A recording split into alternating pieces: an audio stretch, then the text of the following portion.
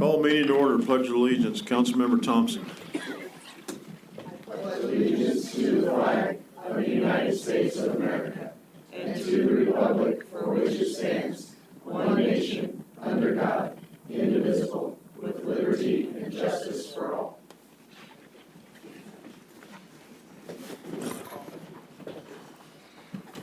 Roll call, please.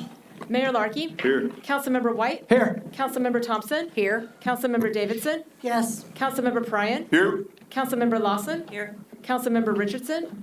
Councilmember McCallum. Here. Councilmember Johnson. Here. We have quorum. We are going to have the presentations before personal appearances tonight. So presentations, number one, Belton Chamber of Commerce. Red, white, and blue Old Glory flag sponsorship. I think when we get ready to present that. It is.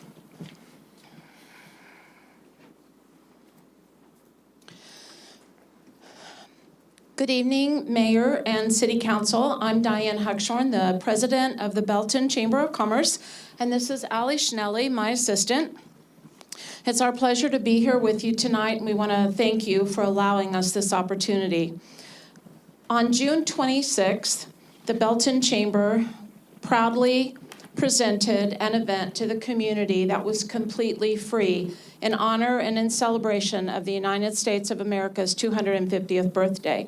It was called the Red, White, and the Blues event. We had Blues Brothers tribute band, we had barbecue, we had contests, we had red, white, and blue 4th of July swag, and it was a wonderful evening where the community all just came together. We're very honored and humbled by the generous and patriotic sponsorships that we had from many people that you all know right here in our community. I'd like to thank MSE Hardscapes, Belton Parks and Rec, 816 Barbecue, Life Quest Church, Chris Benjamin for Judge, Signed Gypsies, Belton Cinema 8, Hy-Vee, Cracker Barrel, Dizzy Blender, and Belfonte Ice Cream. I'd also like to give a very special thank you out to Trent with Pyrotechnics for doing the fireworks for us, to Chris Hagan, our chamber chair, for all of the work that he did and helped us with the setup, Chief Sapp for all of the leadership and information that he shared with us on presenting the fireworks display, to Vanda Meehan for her help and her graciousness in helping us set up the event and secure the location, my family, Allie and her family, and Lori and David Kirkland.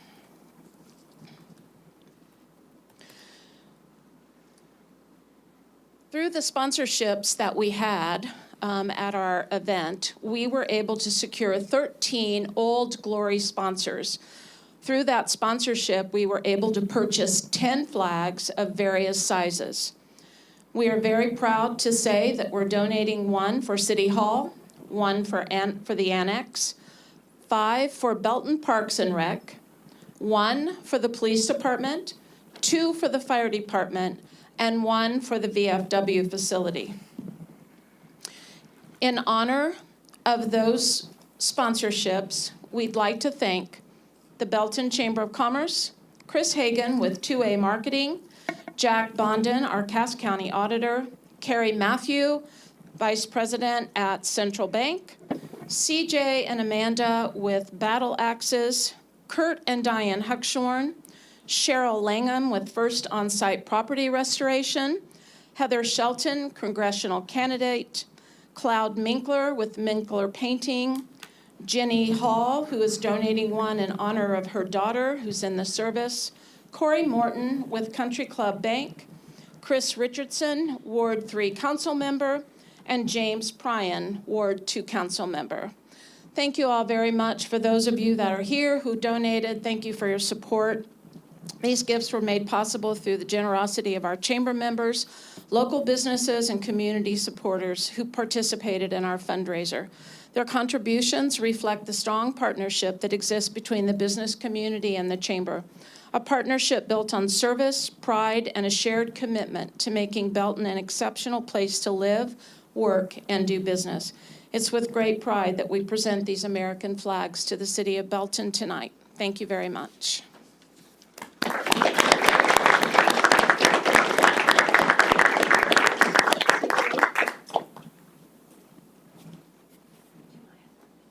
Mayor, would you like to accept these on behalf of the city? Kevin, would you like to accept yours on behalf of the Parks Department? Chief Lyons, and in place of Chief Sapp.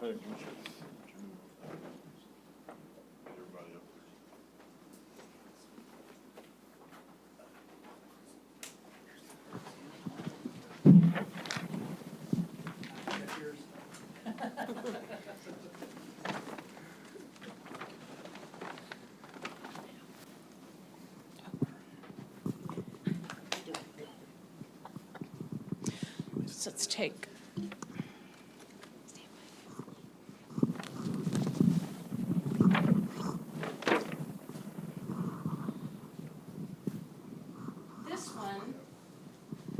This one is for the Parks Department, and it's not the biggest one, but it is, I think it's 10 by 12, if I remember correctly.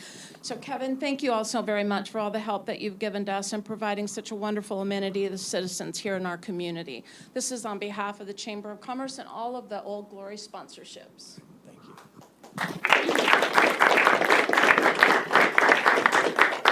The rest of yours are in here, except for the one for Memorial Station, and it's on back order.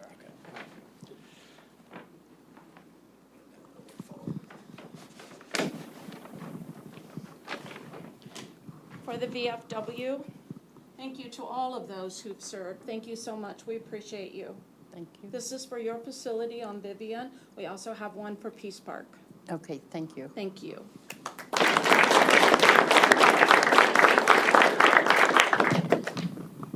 I'm sorry, I don't know your name.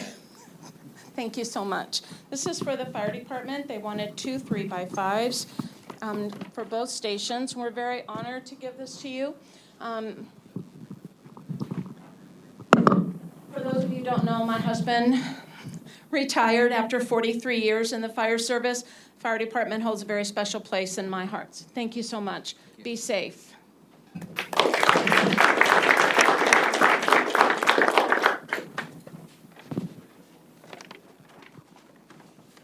why you got twice as many police. Chief Lyons, Yeah, I did the math. thank you so very much for all that you do keeping our citizens safe. I appreciate you more than you probably know. Thank you. Thank you so much.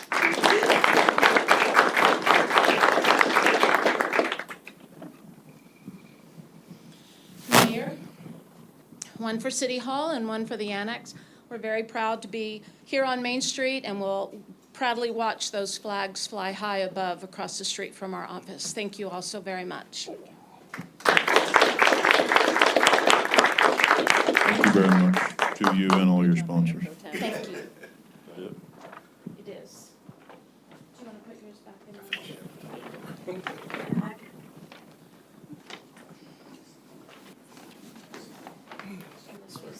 I have it.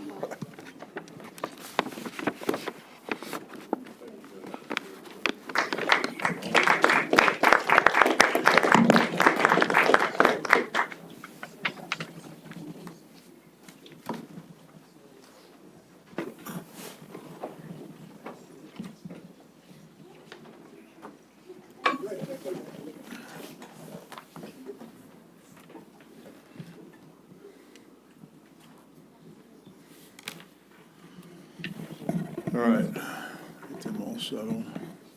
Item E, personal appearances. Each person listed on the agenda to address the city council should step up to the microphone, state their name and address for the record, and limit their remarks to 5 minutes. Number 1, Michelle Mattern. Return. Mattern, okay, sorry. You're good. It's normal.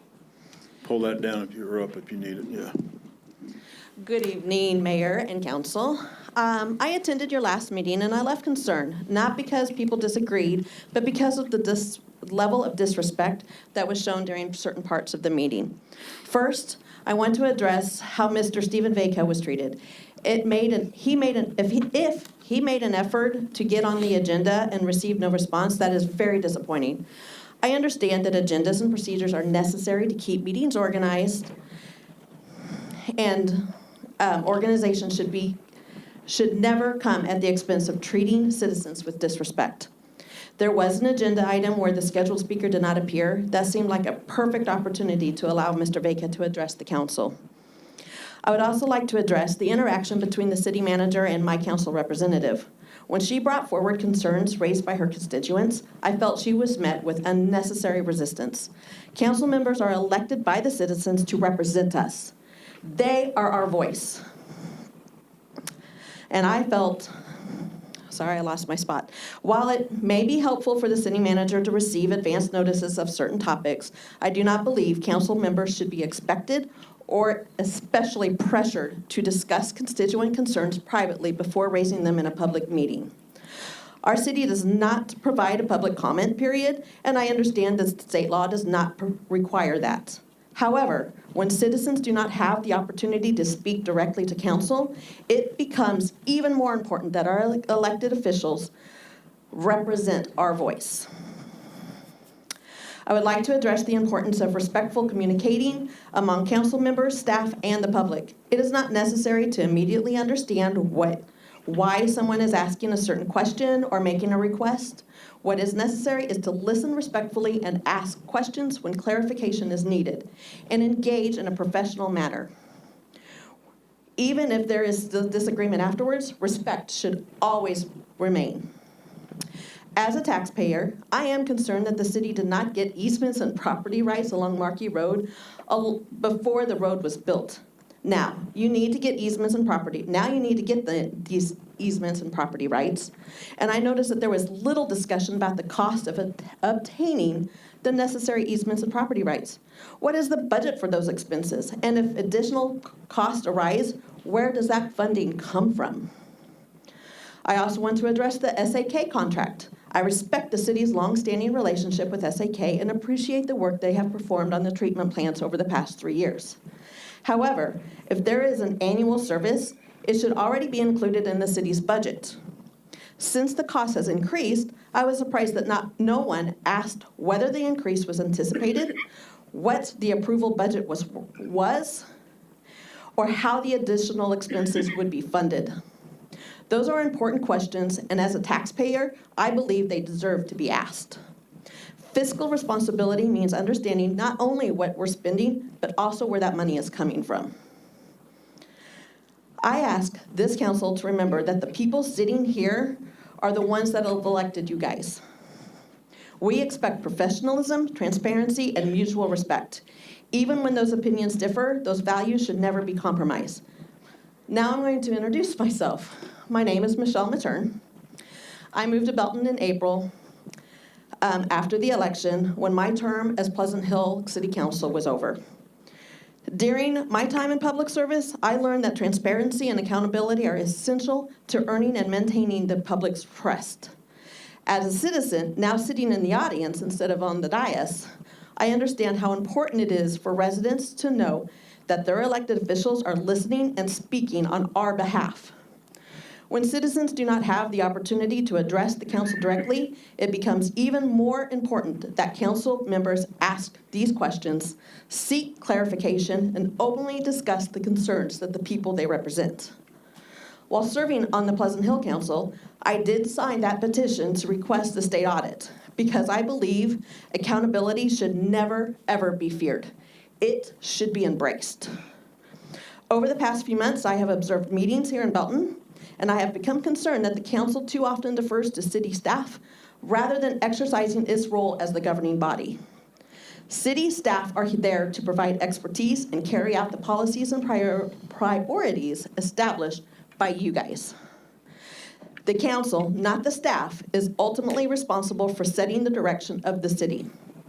Please remember that each of you was elected by the citizens of Belton to represent us, ask the difficult questions, and to ensure that decisions are made openly, respectfully, and in the best interest of our community. It's been 5 minutes. One more sentence, and I'm done. Transparency, accountability, and respectful dialogue are not obstacles to a good government. They are the foundation of it. Thank you for your time. Thank you for your comments.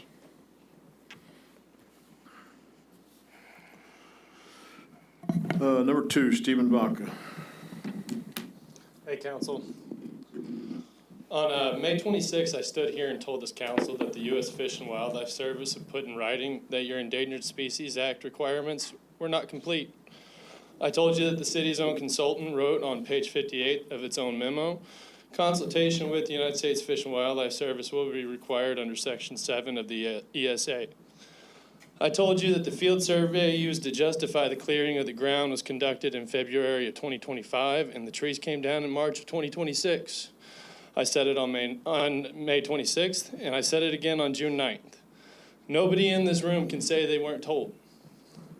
Here's what you did not know on July 14th. The United States Army Corps of Engineers has assigned an enforcement file to the North Cass Parkway extension, NWK 2026-00350.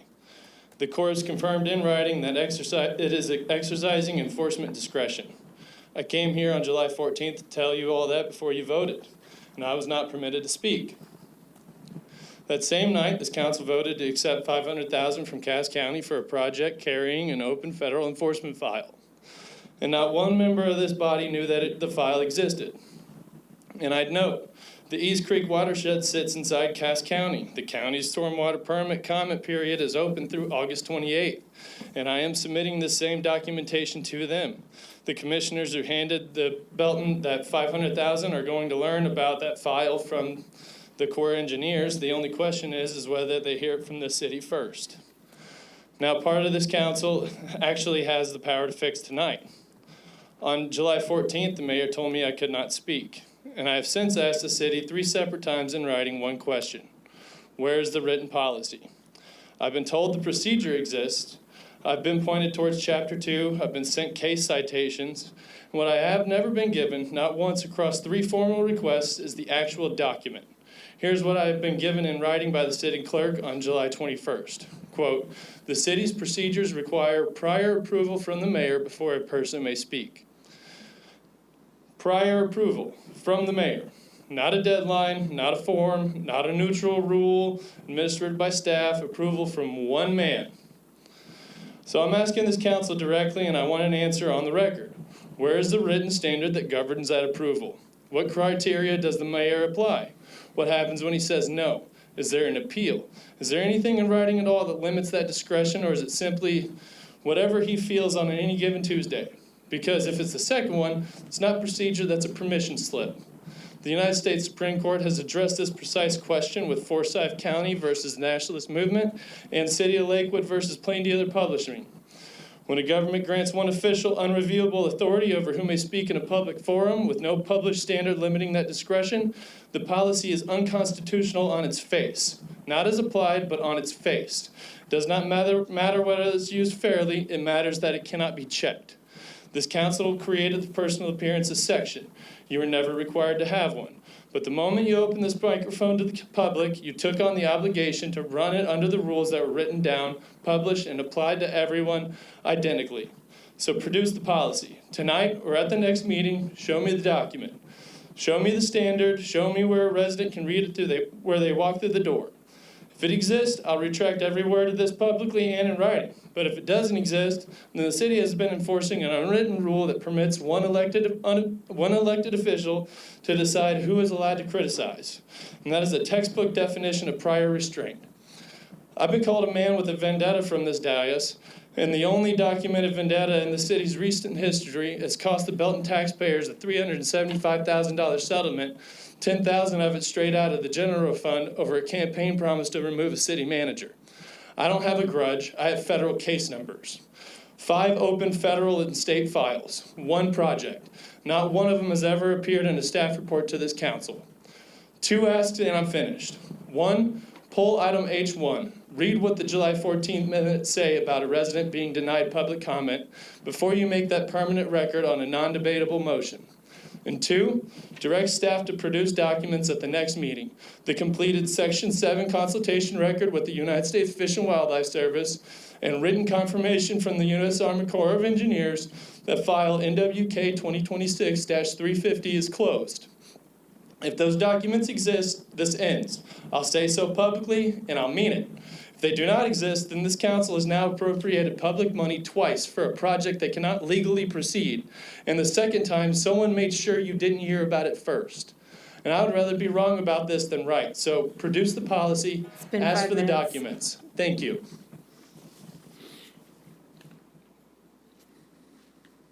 I was just going to note for the council and members of the public that public comment and personal appearances is not a forum for back and forth discussion between members of the public and the city council. It is instead just a time for the city council to hear comments from the public.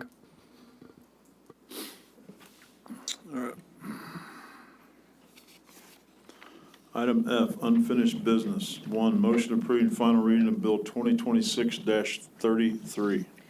An ordinance approving the vacation of the subdivision plat of Spanish Villas, lots 128 through 212, in the city of Belton, Missouri. Present. Second. Have a motion and a second. Any discussion? Hearing none, all in favor, or roll call, please. Councilmember Lawson. Aye. Johnson. Aye. White. Aye. Davidson. Yes. Pryan. Aye. McCallum. Aye. Mayor Larky. Aye. Thompson. Yes. Motion passes. Item 2, motion approving the final reading of Bill 2026-34. An ordinance approving a final plat for Mill Valley, a 2-tract subdivision on 22.67 more or less acres, generally located south of Mill Street, west of Lacey Lane, and north of West Sunrise Drive in the city of Belton, Missouri. Present. Second. We have a motion and a second. Any discussion? Hearing none, roll call. Councilmember Pryan. Aye. Davidson. No. Thompson. Yes. White. Aye. Johnson. Aye. McCallum. Aye. Lawson. Aye. Mayor Larky. Aye. Motion passes. Item 3, motion approving final reading of Bill 2026-35. An ordinance approving a rezoning from C2 General Commercial to M1 Light Industrial for a more or less .85 acre portion of a 5.04 acre lot and approval of preliminary development plan for Freedom Flex, a 63,750 square foot commercial flex space and mini warehouse development at the southwest corner of East 171st Street, 58 Highway, and South Prospect Avenue. Present. Second. We have a motion and a second. Any discussion? Hearing none, roll call. Mayor Larky. Aye. Councilmember Johnson. Aye. Pryan. Aye. White. Aye. McCallum. Aye. Lawson. Aye. Thompson. Yes. Davidson. No. Motion passes. Motion, or item 4, motion approving final reading of Bill 2026-36. An ordinance approving a special use permit for a self-storage mini warehouse use on a 5.04 acre lot at the southwest corner of East 171st Street, 58 Highway, and South Prospect Avenue. Present. Second. Have a motion and a second. Any discussion? Hearing none, roll call. Councilmember Thompson. Yes. Pryan. Aye. Davidson. No. Johnson. Aye. White. Aye. Lawson. Aye. McCallum. Aye. Mayor Larky. Aye. Motion passes. Item 5, motion approving the final reading of Bill 2026-37. An ordinance approving a special use permit to allow a vehicle repair minor land use in a C2 General Commercial Zoning District at 116 Wilbur Parish Circle. Present. Second. A motion and a second. Any discussion? Hearing none, roll call. Councilmember Thompson. Yes. Mayor Larky. Yes. Davidson. Yes. Pryan. Aye. White. Aye. Lawson. Aye. McCallum. Aye. Johnson. Aye. Motion passes. Item 6, motion approving final reading of Bill 2026-38. An ordinance authorizing the appropriation and revision of the City of Belton fiscal year 2027 adopted city budget. Present. Second. We have a motion and a second. Any discussion? Hearing none, roll call. Councilmember McCallum. Aye. Johnson. Aye. Lawson. Aye. Davidson. Yes. Pryan. Aye. Thompson. Yes. White. Aye. Mayor Larky. Aye. Motion passes. Item 7, motion approving the final reading of Bill 2026-39. An ordinance accepting a Mid-America Regional Council contract and grant for services to individuals at the Belton Senior Center. Present. Second. Have a motion and a second. Any discussion? Roll call, please. Councilmember Lawson. Aye. Johnson. Aye. White. Aye. Davidson, Yes. Pryan, Aye. McCallum, Aye. Mayor Larky, Aye. Thompson. Yes. Motion passes. 8, motion approving final reading of Bill 2026-40. An ordinance determining and declaring the necessity of acquiring for public use temporary construction easements, permanent easements, and right-of-way for drainage, utilities, and roadway improvements for the construction and maintenance of certain improvements to the city's street system generally located on Markey Road from North Scott Avenue to Guerra Road in the city of Belton, Missouri, authorizing the city and its designees to negotiate for the purpose of acquiring the easements and property acquisition by contract or condemnation, and authorizing the city attorney and his designees to institute condemnation proceedings if such interest in land that cannot be required by purchase through good faith negotiations. Present. Second. We have a motion and a second. Any discussion? Go ahead. I know Casey's not currently here at the moment, so I'm not sure who would be the right person to answer. But in terms of budget, can you please remind us what's been set aside for this plan? For the condemnation and acquiring property, Yeah, it's approximately $1.8 million. thank you. I would also note that $1.8 million applies to the additional easements that are required, not going back and condemning out over the roadway that already exists in the area. Yeah, okay, I understand that. Thank you. Anybody else? Hearing none, roll call. Councilmember Pryan, Aye. Davidson, No. Thompson, Yes. White, Aye. Johnson, Aye. McCallum, Aye. Lawson, Aye. Mayor Larky. Aye. Motion passes. G, new business, one motion approving first reading of Bill 2026-41. An ordinance approving a rezoning from PR Parks Recreation and Public Use to BPR Business Park Restricted for a more or less 12.16 acre property and approval of a preliminary development plan for a 99,000 square foot warehouse development at the southwest corner of West Markey Road and CB Road. Present. Second. We have a motion and a second. You're up, sir. Yep, thank you, Mayor and Council. Before this evening is a request for approval of a rezoning from PR, Parks, Recreation, and Public Use, to BPR Business Park Restricted for property at the southwest corner of West Markey Road and CB Road. The total site covers 12.16 acres, with the north 6 acres already being partially developed with Built Industries and KPI Solutions' existing facility. Built and KPI are requesting approval of a preliminary development plan for a 99,000 square foot warehouse building to the south of their existing facility. The proposed site plan meets all site design, parking, and building design standards. Primary access to the site will be provided through the existing drive off of West Markey Road with a shared access easement serving both buildings. A secondary emergency access is provided from CB Road, which is a private drive. That emergency access will be gated and will include engineered grass pavers for visible separation from CB Drive, but will still be capable of supporting emergency vehicles. The existing stormwater detention area will be expanded, and a second stormwater detention area will be installed on the south side of the new building.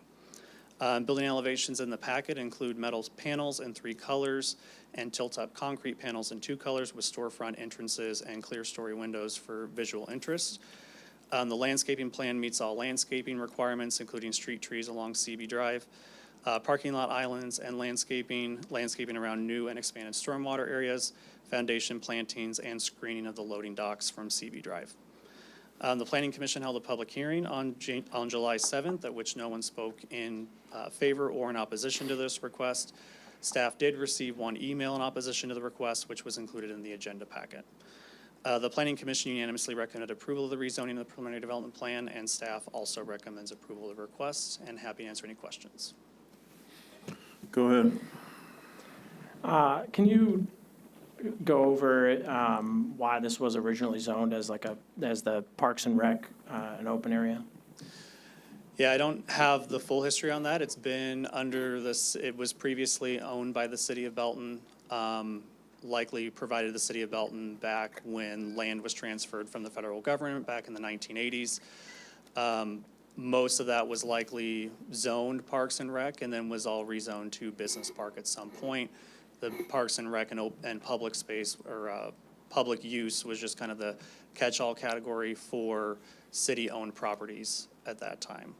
The property to the north was rezoned to business park along with the entire west area, about 100 acres to the west for Marquee Business Park. This piece of property was still owned by the city and was not initially included in that for some reason. However, the city did coordinate with the current developer on selling that property back in 2017. And the property was replatted to include that in their property. It just was not rezoned at that time. So, and then I heard you say 2017 was is that when KPI became the owner of it? That's when they bought the south 6 acres. They acquired the north 6 acres, I believe, in 2004. Okay, so between 2004 and 2017 is when they became the owner of that property. And that's the current, that's KPI is the current owner of the current business that's already there, and they're just expanding, correct? Correct. There's 2 businesses currently. One's the manufacturing side and one is the warehouse side. And they're both expanding on the site. Go ahead. Not that I don't trust you, Matt. Kevin, that was never intended to be a park. You don't want it as a park. No, it was now, especially since the public, the works service entrance is there. I mean, it kind of separates parkland from parkland, so there's really no use. So we never maintained the land, and we just deemed it as unusable for anything in the future. Okay, thank you. Go ahead. And just to follow up on that, Kevin, and also to the city manager, when we designated parkland previously in this council by ordinance, this property was not included in that designation, is that correct? Correct. All right. And then, Matt, I know there's housing around that new development or the new warehouse part of this, correct? I mean, there's the ballparks, but there's some stuff, those houses. So to the south South. is the Public Works facility. So the nearest residential development is at least 850 feet south of the south property line of this development. Okay. And there's no concerns about light, noise, additional traffic? No. All right. And I think the representation was this will create some additional jobs for the community. Is there an estimate of how many additional jobs would be created? The applicant is here. I don't know if they have an estimate or can speak. The development team is here. I don't know if they can speak for the actual business operations. And if we can, I understand that, just asking the question. No, and I don't Come have on. an exact. Come up to the number, mic. Sorry, it's got to get picked up on the video. And I am the architect, Will Dubois, and no, I don't have a specific number, but this is, a similar size facility. It's going to really expand their capabilities. They're very excited about it. So I don't have a good number for you exactly, but I know that they are very excited. Thank you. Anybody else? Can you explain in 2017 when we replatted it, why we didn't rezone it? So typically, when we don't rezone a property until we know what the actual use is, we don't want to rezone a property and then potentially have a development plan that comes forward that we don't have any way of weighing in on some of the conditions that come with the rezoning that are a little bit more specific than what comes along with the development plan. Anybody else? Hearing none, all in favor? Aye. Any opposed? Motion carries. Item 2, motion approving first reading of Bill 2026-42. An ordinance approving a final plat for Built Industries and KPI Solutions Industrial Park, a 2-lot subdivision on more or less 12.16 acres, located at the southwest corner of West Markey Road and CB Road in the city of Belton, Missouri. Present. Second. Have a motion and a second. Anybody? You're up. Yep. Before this evening is a final plat for Built Industries and KPI Solutions Industrial Park, which is a replat of 2 lots at the southwest corner of West Markey Road and CB Road, covering 12.16 acres. This replat shifts the dividing lot line 130 feet to the north to increase the size of the south lot. It also dedicates the required drainage easements, access easements, and utility easements to serve both properties. The Planning Commission recommended approval of the final plat on July 7th, and staff also recommends approval. Any questions? Hearing none, all in favor? Aye. Any opposed? passes. Item 3, motion approving first reading of Bill 2026-43. An ordinance approving an amended development and maintenance agreement between the City of Belton and RPNT Autumn Woods Holding LLC for public and private improvements in the Autumn Woods subdivision. Present. Second. We have a motion and a second. You're up. Yep, before this evening is a request for approval of an amended development and maintenance agreement for the Autumn Woods subdivision, which is located north of West Markey Road and west of the Smoky Hill Railroad. A red line copy of the requested amendments was included in the packet for reference, so you can see exactly what was changed. A new developer acquired the property after the previous developer made amendments to the previous development plan, plat, and agreement in 2024.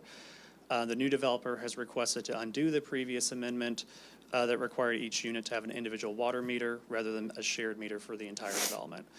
The new developer would like to continue the development as originally approved with the single meter. However, we'll still follow the revised development plans that were approved in 2024 that made some improvements to landscaping, the amenity package, and driveway expansions.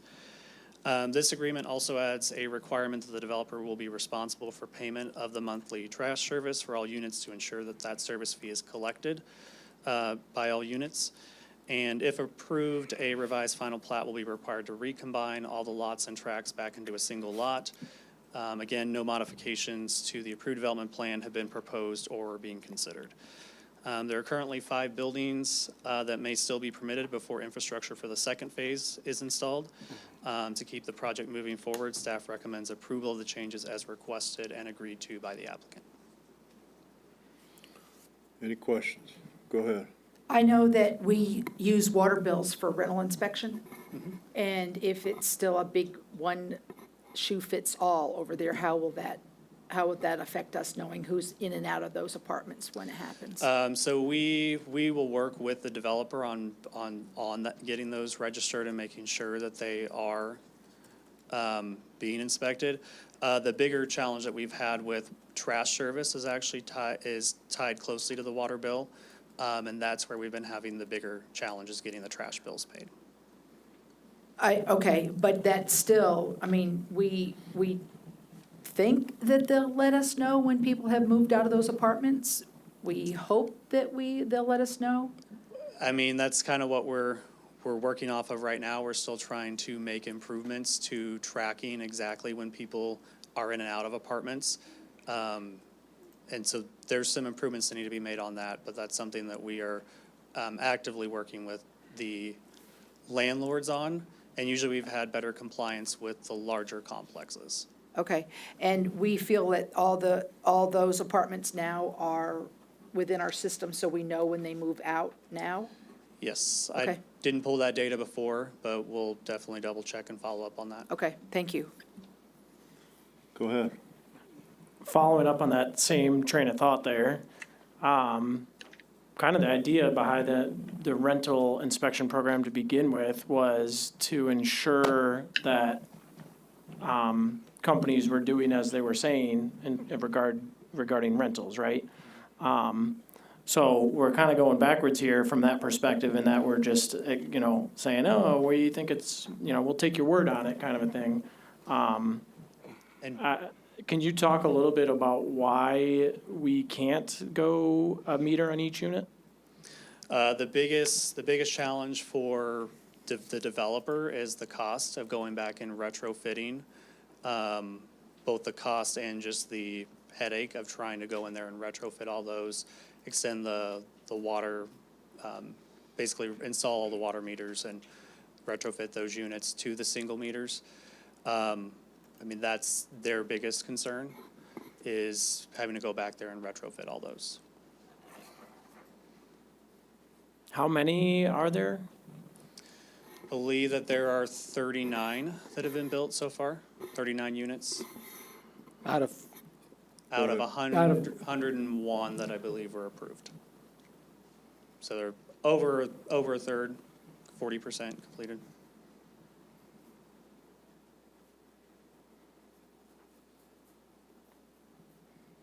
Can you talk a little bit more about why it's problematic with the trash? Getting that service lined up? So typically, the the trash service is connected to the water bill. So when a customer comes in, opens up a new water account for service, they also open their trash account service. In larger complexes that have apartments, they're responsible for their own trash service. But under the code, anything with 4 or fewer units in a building are required to have the city individual residential trash service. Can you say that again? So under the code, because the way that they have triplexes, they are required to have individual trash cans for each unit instead of a communal dumpster like an apartment complex would be.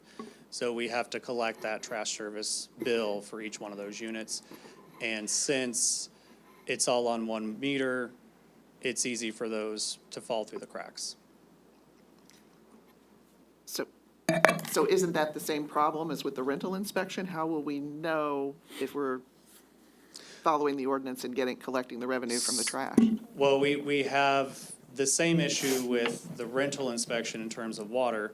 There's a lot of larger complexes that they don't have individual water service for each unit. So that's where we're relying on, and we're working towards getting an agreement with Evergy to where Evergy will provide us reports of their turn on and turn off services, because even though they may not have individual water accounts with the city, typically the landlord does require individual electricity accounts for each unit. And that's the easier way to track rental turnover in the larger complexes. But we don't have that agreement yet. We don't. Yeah, thank you for that reminder, because I forgot about that. What's the ETA on that? So essentially what we need to do is we need to have a legal opinion on that before Evergy will accept that. So that's something that we'll just work with Patrick on putting together that we can then provide. They need essentially a judgment of where we can ask for that information, and we can base that off of our ordinance. So Go if we, ahead. I'm sorry, if we No, you're fine. can't obtain that information through Evergy, is there a backup plan to determine how we get that information? Not at this time, other than just monitoring move-ins and move-outs, but that's obviously very difficult to catch. But Evergy is the best way to go for the complexes that aren't on individual water meters. I would also note for the council, in regards to Evergy's request for some sort of ordinance or other law stating that they can provide the city with that information, having, this development agreement also would buttress that argument when we go and take them the rental inspection program and say this is being done in furtherance of this legislatively adopted code section because of this unique situation with the one water meter. This development and maintenance agreement has provided an additional framework to ensure that all the properties are suitable under the rental inspection program. Go ahead. We've talked about this a good bit ago, where we were going to talk to Evergy about this. I'm not at all comfortable with this. I think, monitoring who moves in and out is something. But I would prefer to have the Evergy thing settled before we agree to put a 1 meter thing in there. I just think that's kind of a little bit too loose for me for rental inspection, so. Go ahead. Go ahead, Councilman. Just to follow up to Hey. the city attorney, is there any precedent or any other cities that have done something like this so that we know that this is solid ground for us? There's no reported case law, but directly on point. But obviously, when it comes to public law, there is usually not reported case law directly on point. So instead, we have to utilize additional resources, specifically, for example, with Evergy. You also have a franchise agreement with them to put together the framework that'll get them to the place that they are comfortable with ensuring that they provide us with the information we need to enforce our code. Do you feel confident that you'll be able to obtain that? I feel confident that I will be able to talk to their attorney and hopefully get them to the point that I need them to be. Go ahead. Are they willing to accept any penalty, the developer, Penalty in. for if they don't regards- follow the rules of the rental inspection by letting us know? I mean, I would assume so. Well, we can enforce our code. I would. And if there's outstanding questions, the developer isn't here. So if there are additional questions, we can make sure that the developer is here at the next meeting to respond to those. You got something else? No, that's it. Go ahead. Let's keep in mind, if we go the other way and make them put in water meters, they're not gonna be nice guys and just do that. They're gonna pass it on to their renters. And rent's already high enough. So someone asked why they don't want to do this, and you said to refit those 32. Why can't we keep it to where the new ones have to be single meters, and then 32 can stay on their own, and we can just worry about those 32? And moving forward, any rental property should have their own meter. That is something that we can ask the developer, and get their thoughts on if that's something that they would be comfortable moving forward with. Because I don't think this body feels comfortable with 1 meter and trying to keep the rental inspection program going. For 101 units, I was actually going to go the same place you were going there and suggest that, is there not a way we can, understand that retrofitting is a lot more expensive than as you're working forward. And, we do obviously have an interest in getting this completed for various reasons. And this may only apply to electricity, but I do have a question that might be probably a legal question. Is this, how would the billing take place then? Do they break it up, or is it gonna be included in the rent, or legally, can't they not break it up if you don't know what each individual user is doing? For the trash service or for the No, water? for the water.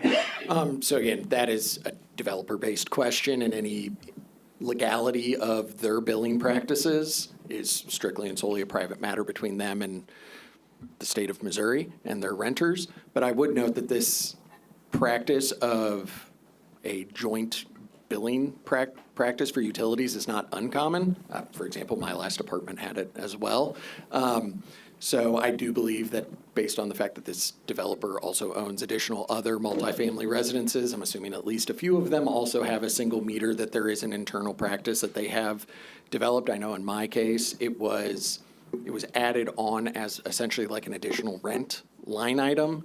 Mine was gas, not water, but that was what was provided. Well, and I think legally, to that point, I think legally you can do it. You just can't do it in a way in which you're trying to then predict which each unit uses, right? You say, oh, Unit A is using a lot more water than Unit B, I'm charging Unit A more. That's the legality. That's my understanding anyways. Yeah, it's essentially, it has to be based on some reasonable factors outside of just guesses, right? So, for example, if you have a 1-bedroom unit instead of a 2-bedroom unit, generally you would assume that the 2-bedroom unit would end up using more water because there would be more people living in it, so on and so forth. But you are correct that just a blanket, hey, everybody is paying the exact same regardless of unit size, unit location, lawn, services provided in the interior when it comes to bathrooms, laundry, all that sort of stuff, that is something that is generally frowned upon. All right, and this is, I just want to make sure before I go to vote on this, this is an ordinance, correct, which requires a second reading if we do pass tonight? Yes, and then I would additionally state that as an ordinance, it has the effect of law, and it would be placed onto this property, and in all successors to the developer as well would be bound by its terms, and it would be a running covenant that would show up in title reports. I have an idea that might fix this. I make a motion to amend, or to postpone this until the next meeting with the person here that can answer all these questions. Second.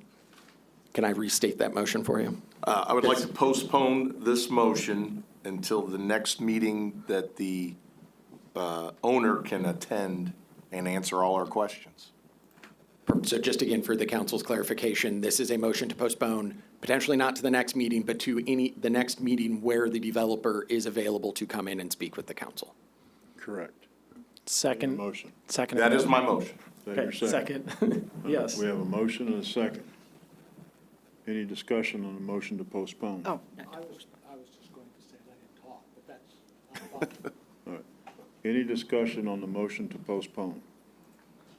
I think postponing is a potentially good idea. I was thinking already that we kind of have a 2-week buffer built in to potentially then, that's why we have those second readings, but maybe even better is just a postponement, so I can get behind that. I like the postponement as well, and I would like to have some of the rental inspection questions answered if we could too, please. Anybody else on the motion to postpone? Hearing none, all in favor? Aye. Any opposed? Motion passes.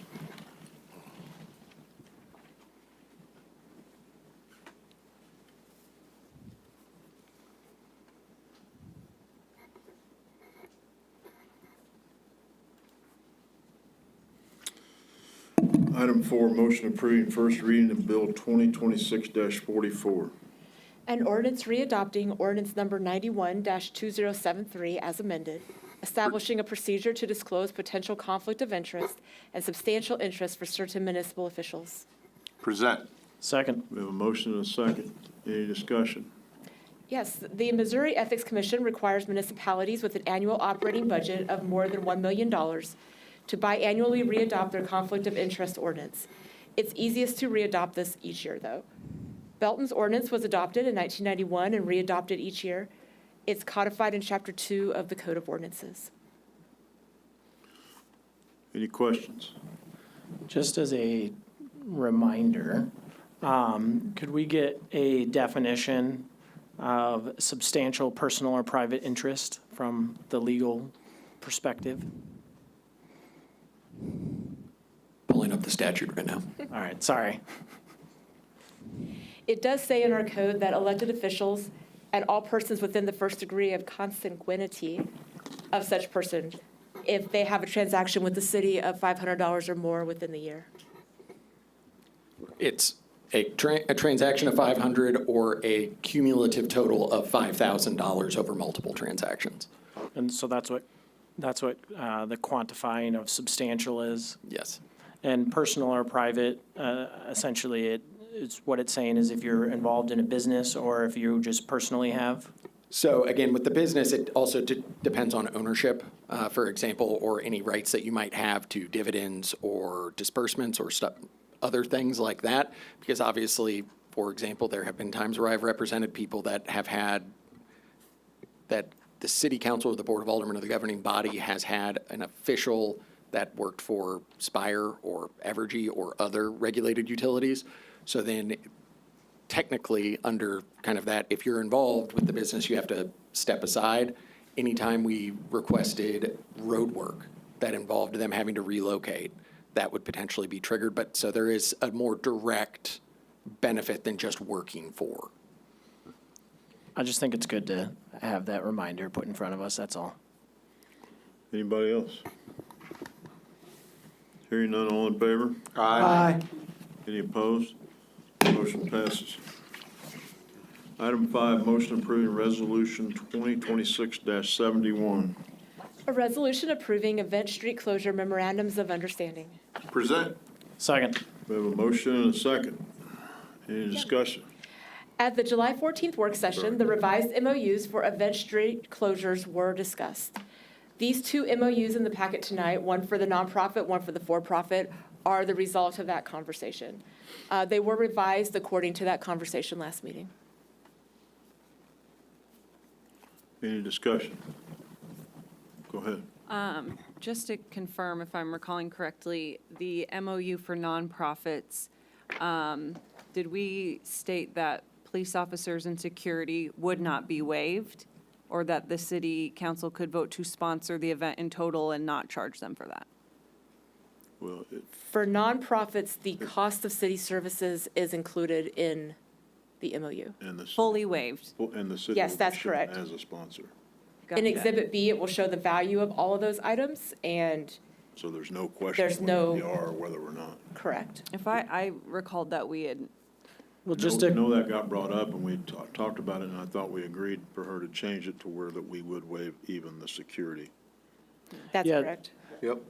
Yes, specifically, I just, following up on that, just specifically, we had talked about there was a longstanding agreement even prior to any fee discussion or whatever, that those involved, that, you know, the hosts were paying for specifically nighttime security, I believe it was identified as. And so that was also part of the waiver. That's correct. So. Anybody else? Go ahead, So, we're voting on this tonight for the MOU. your microphone. Sorry. So, if you're on a board, are you allowed to vote? Because of the generalities of this, it is not so specifically designed. It affects all non-for-profits in a similar manner. It does not pull out one not-for-profit or non-for-profit for specific beneficiary treatment, so there is not an issue with potential conflicts of interest. When we voted on the MOU for the Fall Fest, people just recused themselves, so why would this be different? Because this is less of a specific and more of a general, this is the new process for not-for-profits, period. It is not, this is the new process for not-for-profits that are downtown.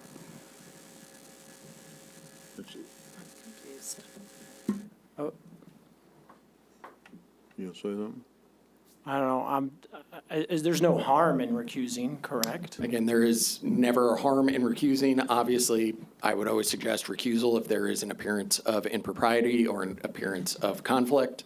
So that is up to the council, but I would note that we do not, when it comes to recusals based on specifically contracts, because we are setting a policy or rule that applies to all entities that somebody might be a member of a board of, does not mean that you have to recuse yourself. I would hazard to guess that while we have specifically dealt with several here, most members of the city council are probably involved in some sort of not-for-profit board, just period. Whether or not you are on a school board, whether or not you are involved in something like that, under that kind of interpretation where if you are a member of a not-for-profit, you have to recuse yourself, I believe we would be below even a quorum at that point. And then based on that, we could never change the rule. And so the rule would be based strictly and solely on what was already adopted until a quorum of council members resigned from positions related to not-for-profits. Go ahead. I'm going to recuse myself based on being involved in the Belton Railroad. I'll recuse myself for basically being involved in the Belton Railroad. I'm involved with the coalition. I'm also on the Hope Haven Board of Directors, so I'll recuse myself as well. I'm not on any. Anybody else? Okay. Go ahead. Go ahead. Go ahead. Never mind. Go ahead. This is about helping the nonprofits do things to be able to host things downtown. Is that correct? Host things anywhere in the city. Oh, okay, all right. Anywhere. Not just down, it's a general thing to cover everything. I apologize for that. You either go the Slip up. nonprofit route the way it's set up, or you go the for-profit route the way it's set up.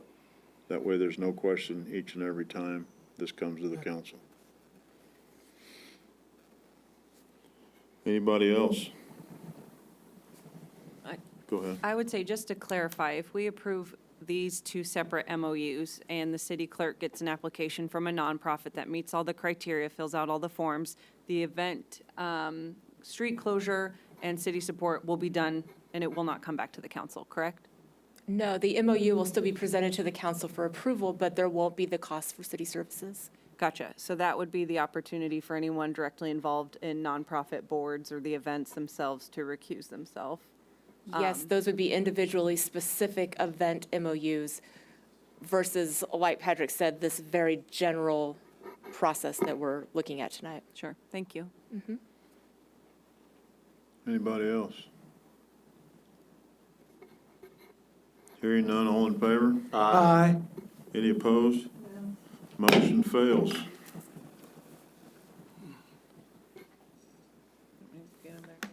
Yeah.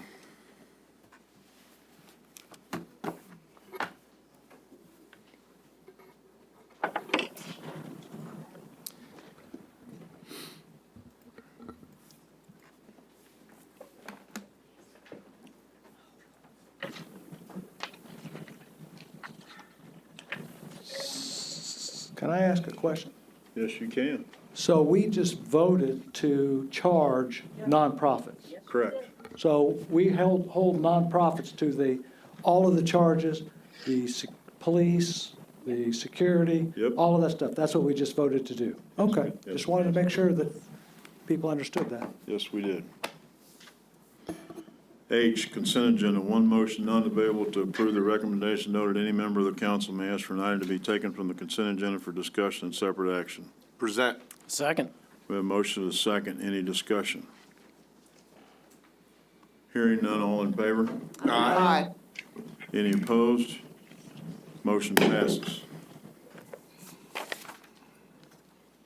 Reports and information, you have that. Communication from city council. We're going to start over here with Mr. White. Well, thank you. I'm used to being the last one. Jane? So a Ward 4 meeting will be scheduled for next Monday at 6:30 at the Senior Citizens Center. So, do you want to say anything? Oh, okay. So, all Ward 4, please, come. And if you want to come, just come anyway. More the merrier. Councilmember Thompson. I had a wonderful vacation in the Finger Lakes region of New York, and I was very glad to be home. Councilmember Davidson. Went to the car show, very hot, very, very hot.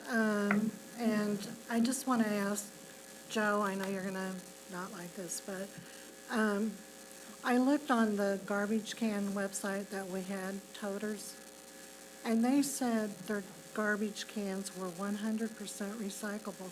Can you find out what? Take this separate with them after the meeting or during the day. I just wanted to know the I chemicals. know, but this is not a question and answer. This is just for you to report on your ward.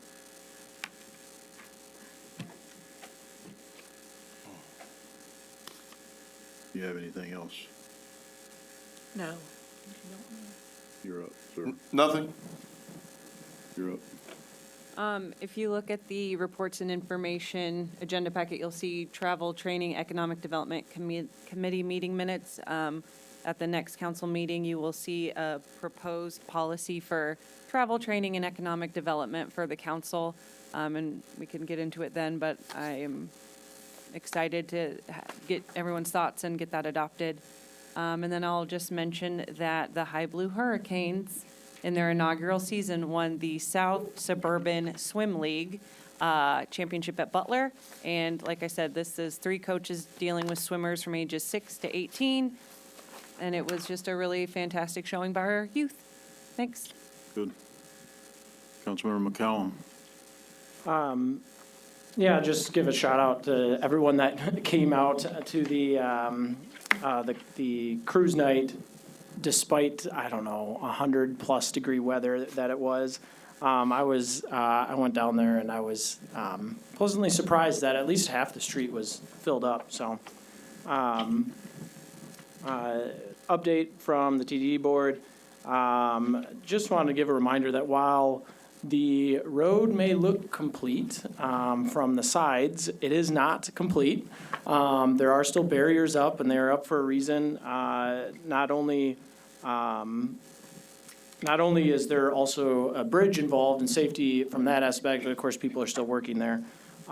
Still anticipated to be done in the fall, and so please do not try to use the road until it's officially open.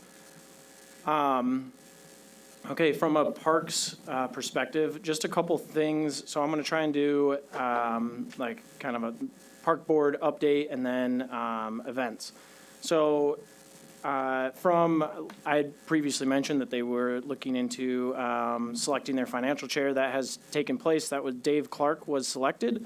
for the Finance Committee, and their full list of the Park Board members and the committees that they are on is available through either the video or the minutes. Julie Collins is a employee that was honored for having worked there for 15 years, so congratulations, Julie. The Cleveland Lake parking lot was put out to bid. There were 6 companies that arrived, and none of them ended up bidding on it. It's kind of a unique situation to be in, whether they thought it was too small of a job or whatever the situation was. So my understanding is Parks is now working with Public Works to try and get something tacked on to a different project, that kind of thing. So just an update there, because I know that gets asked frequently. And the other thing upcoming is Memorial Park parking lot is being scheduled for crack and fill and sealing. So just be on the lookout for that. And, there'll be work being done, so watch where you're driving over there.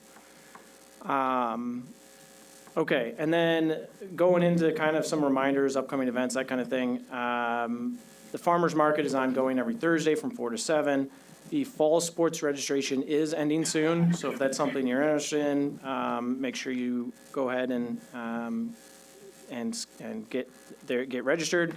And then there are events coming up, but in the interest of not being too repetitive, I am not going to repeat any of them because I have already stated all of them. So more details on any of the events is on the website or on the Facebook. All right. Councilmember Johnson. I hope everybody's seen the Facebook post from the police department and fire department about the school supply drive.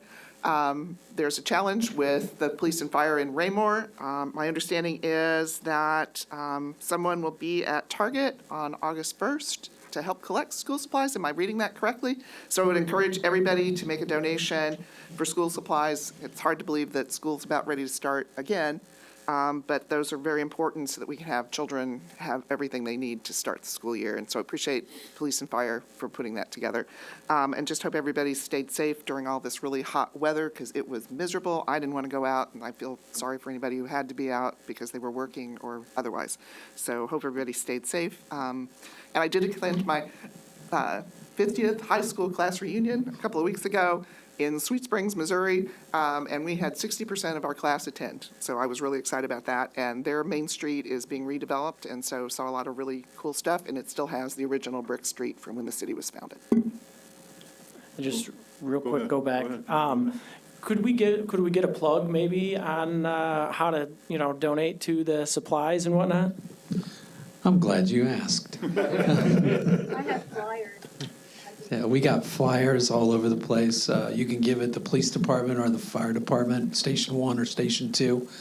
We're taking donations out in the field. I know we've got people in and out of Target on a regular basis. I think me and Deputy Chief Ali Abdelgawad are going to be at Target on Saturday from 11 a.m. to 2 p.m. And we're going to have a competition between the two of us who can raise the most school supplies. And I think I got to jump on him. Anybody else? All right. At the August 11th council meeting, a resolution will be presented, and that copy of that resolution is proposed resolution is on your dais to establish the 2027-2028 Charter Review Commission. Like I said, there's a draft on your dais. It's required every 10 years by the current charter, section 15.8. There will be 12 members. That's what was on it 10 years ago. The proposal is each council person will pick one from their ward, and the mayor will pick one from each ward. Members will be appointed in September, and the first commission meeting will be in November. So that'll be on August 11th. Any questions? If you have now, or you can call me later, either way. Moving forward, I don't know if you saw that the Casey sent out the first quarter financial report with the new software for our budget, so take a look at that. It's a lot thinner than the budget because she took out all the charts and graphs. I know you won't like that, but but just to make it thinner to read, be able to read and understand. So that's, it should be in your email. So that's all I have. Go ahead. Yeah, just to double up on the financial reports, if there's something specifically you guys would like us to include that's not being included, or a way of presenting that you think would be more helpful, please bring that to me so we can start, we're willing to do a trial and error to get what you guys want and hope and expect out of these reports. So there's that, and then I just wanted to, there's been some public discussion about either a camping ordinance or something to deal with, folks that are living outside and they're allowed to by a private property owner. And we are working on an ordinance, rather than doing it based on camping, which could encompass and kind of envelop folks that we wouldn't want to envelop in that. We're going to take a tact of trying to define habitation more closely and more stringently. And that would essentially bring, if we can define habitation in a more meaningful way to address some of these types of issues, and then it will be contingent on the property owner to ensure that anybody living on their property has the proper things as required by code for any rental unit or any residential unit, essentially. So basic services, water, heat, 4 walls and a roof, those types of things. So that's how we're going to approach that. And so you can expect to have something to review at the very next council meeting. All right. Isn't it nothing else? I'll back up. In that packet also is the draft of the application, and also is a current copy of the current charter. So you didn't see that, so. Item M, items for review and discussion. Number 1, APCO Emergency Medical Dispatch Agreement. You look a little younger, Chief Sapp.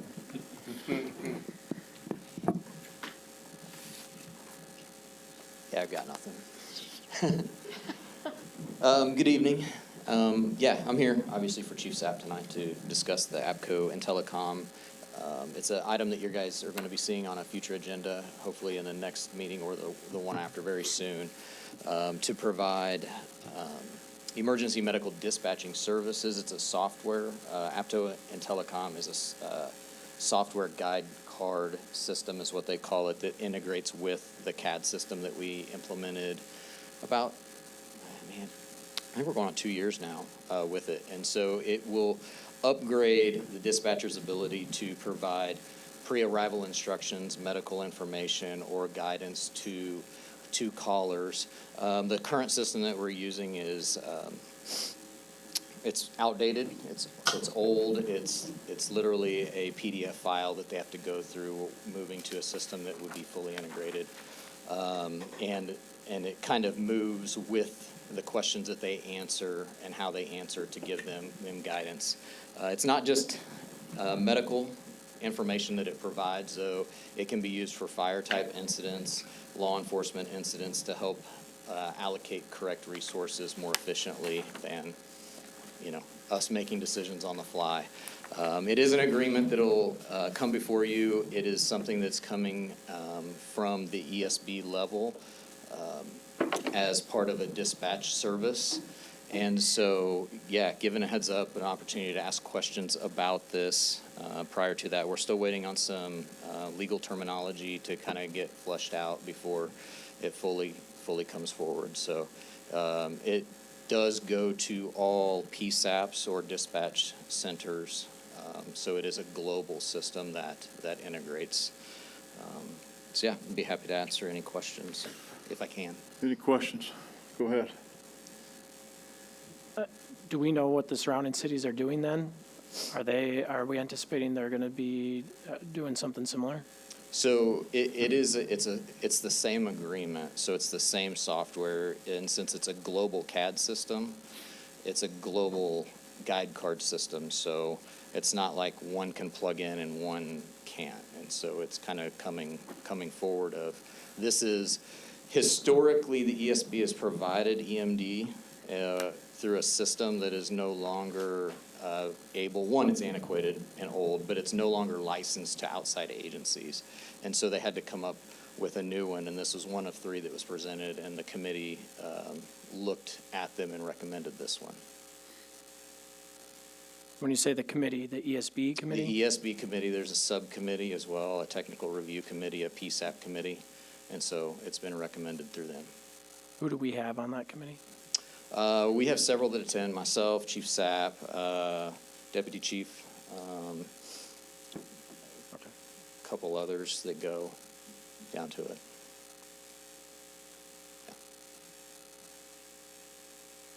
Anybody else?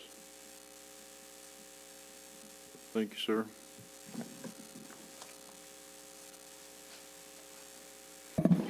Item 2, auto auction business license tax.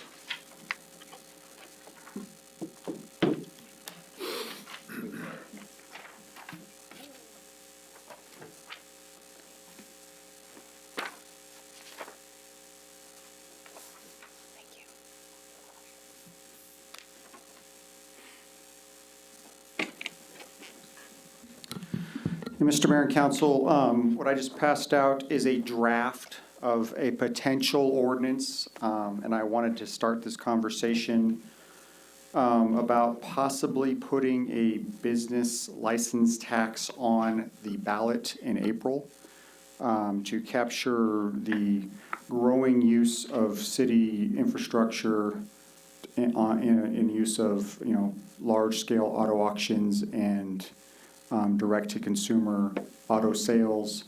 We have a couple of users up on the north end of our community that they were given incentives and haven't even paid full property tax values since they started at the city. And so the hope is to help capture a fair amount from them to help us handle the infrastructure needs of the city. A lot of trucks from some of those types of facilities are going through our streets on a daily basis. And so the question is, do we want to pursue this or not? We don't have to answer that question today. I'm not planning to bring this back for an ordinance to go on the ballot next meeting. We have until January to put something on the ballot, so I just wanted to start the conversation. We can start it publicly, see if there's appetite for this. The potential for something like this would be huge. There are a lot of vehicles. It's our understanding that there are, somewhere in the neighborhood of 2,300 vehicles per week coming through our city streets. That's a lot of infrastructure wear and tear. And so if we could find a way to help allow those users to pay their fair share for our infrastructure needs, and it could provide the revenue necessary to ensure that everybody has up-to-date streets, sidewalks, those types of things. We could include parks. There's a lot of potential revenue here if we decided to pursue this route. Glad to answer any questions at this point. Again, this is the beginning of a conversation. Go ahead. So we would designate where things would go?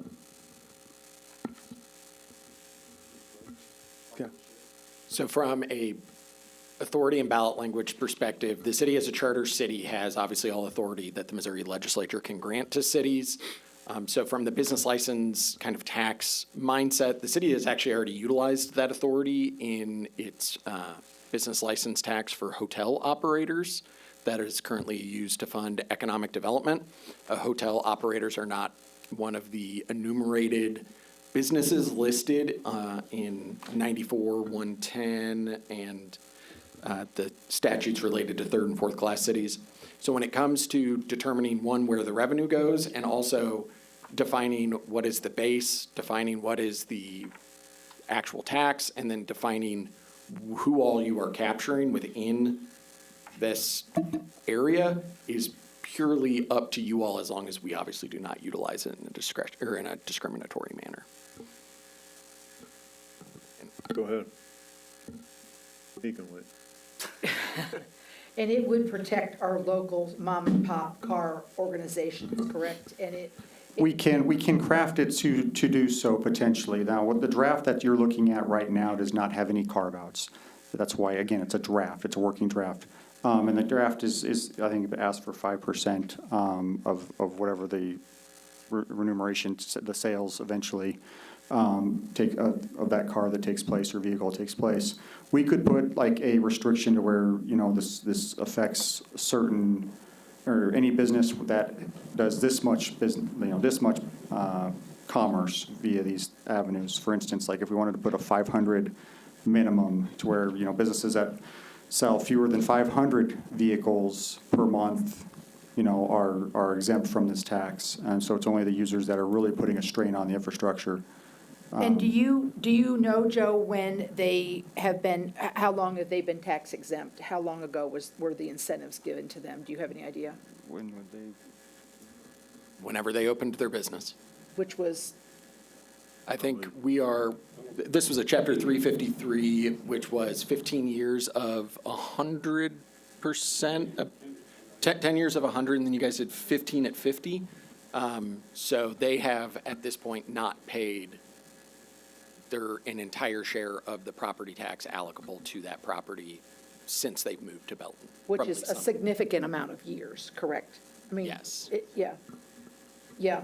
So anyhow, so that, I think that has, I like the idea of that we could protect our local mom and pop car dealers. I like that. I like the fact that we've certainly given this company, plenty of grace and incentives. So I like the idea that we put it to the question. I like the fact that we possibly could earmark what this revenue that we collect would be used for. I think that's a win-win for the citizens of Belton. Go ahead. You use the term users for my maybe not as informed self. When we're talking users, what does that entail? Because when I look at this and read through this, right, I could easily see this question being misinterpreted to think that it's going to affect me in some way as a person who's going to, live here in Belton and have an automobile. So can you define what you mean by users? Well, just from a specific standpoint, the question as it's written right now relates only to agents and dealers that sell or cause to be sold automobiles.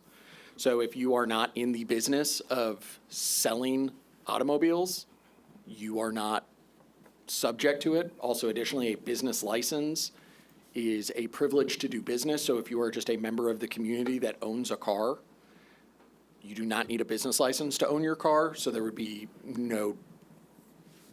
the tax would not be effective at that point. So this is essentially only affecting those that sell automobiles at a high rate, not if I sold mine to, Joe? Well, and again, that would not be a business occupation. That Because would I'm be just a just a personal personal sale. Okay. And how can we talk about how do we protect a, small business on North Scott that sells cars, right? Are the one we just approved the other, not too long ago, they're gonna start selling cars very infrequently, like how are they protected? Yeah, that's why I mentioned that we could put like a minimum threshold that that a business would have to meet before they're subjected to the business license tax. And so, for instance, not to give away anybody's specifics, but I know that one of the larger car dealers in our area is not doing more than 200 to 300 cars a month.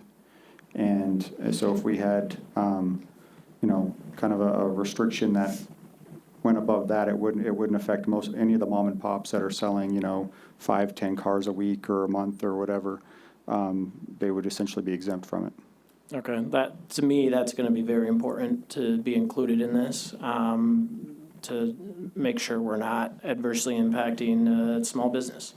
In addition, there can even be, because there's no statute that directs us on how to impose a tax such as this, so it is truly up to your discretion in kind of crafting that.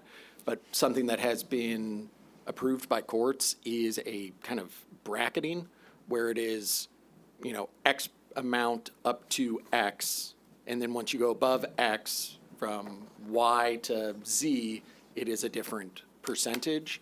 That is done specifically, the city of Lee Summit has a business license tax on home builders. They're the only city I know of in the state that has that, and it is based on like the amount of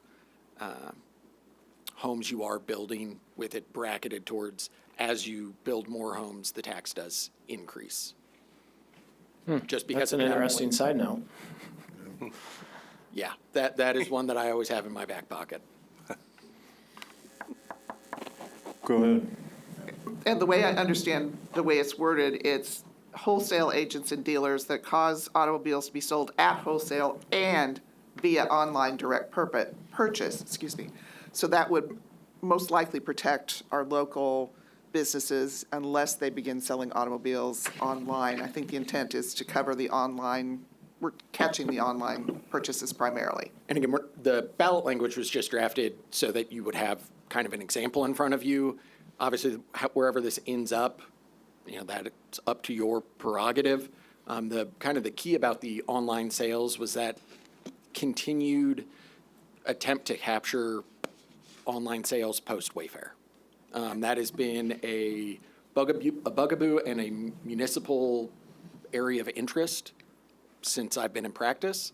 And so obviously, once we start doing anything that would regulate a brick and mortar, who obviously a brick and mortar is already in town, right? They're employing people in town. They own a business in town that then, there presumably would be property taxes paid unless they were in a similar circumstance as the large user up in the north.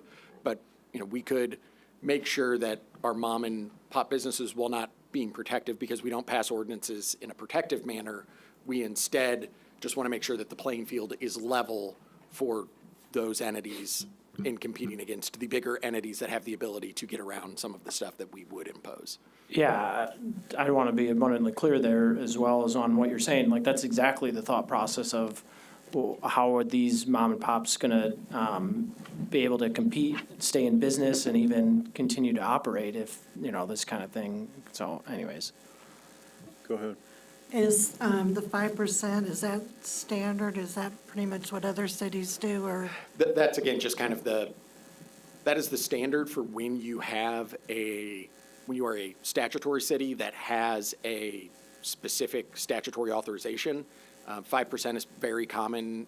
Business license taxes, in most instances, the biggest ones are on our utilities and then telecommunications companies.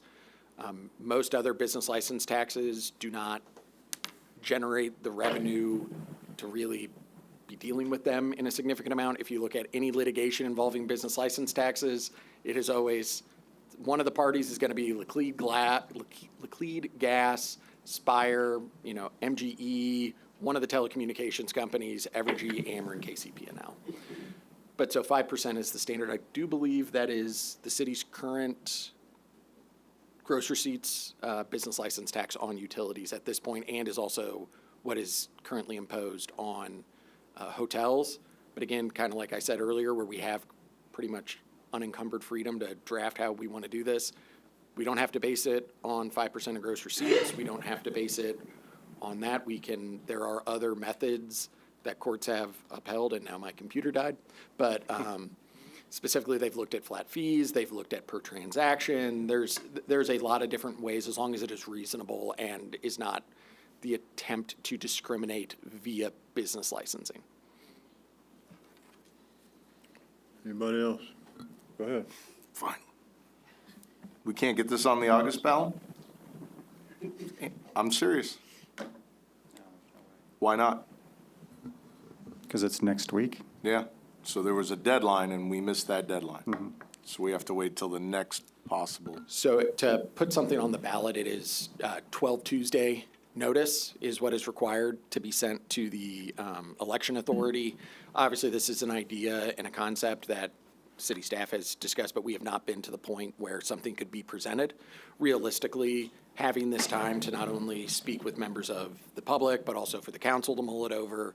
There's also a privileged memorandum that you will receive from me that kind of explains this in a little bit more depth as towards our legal parameters.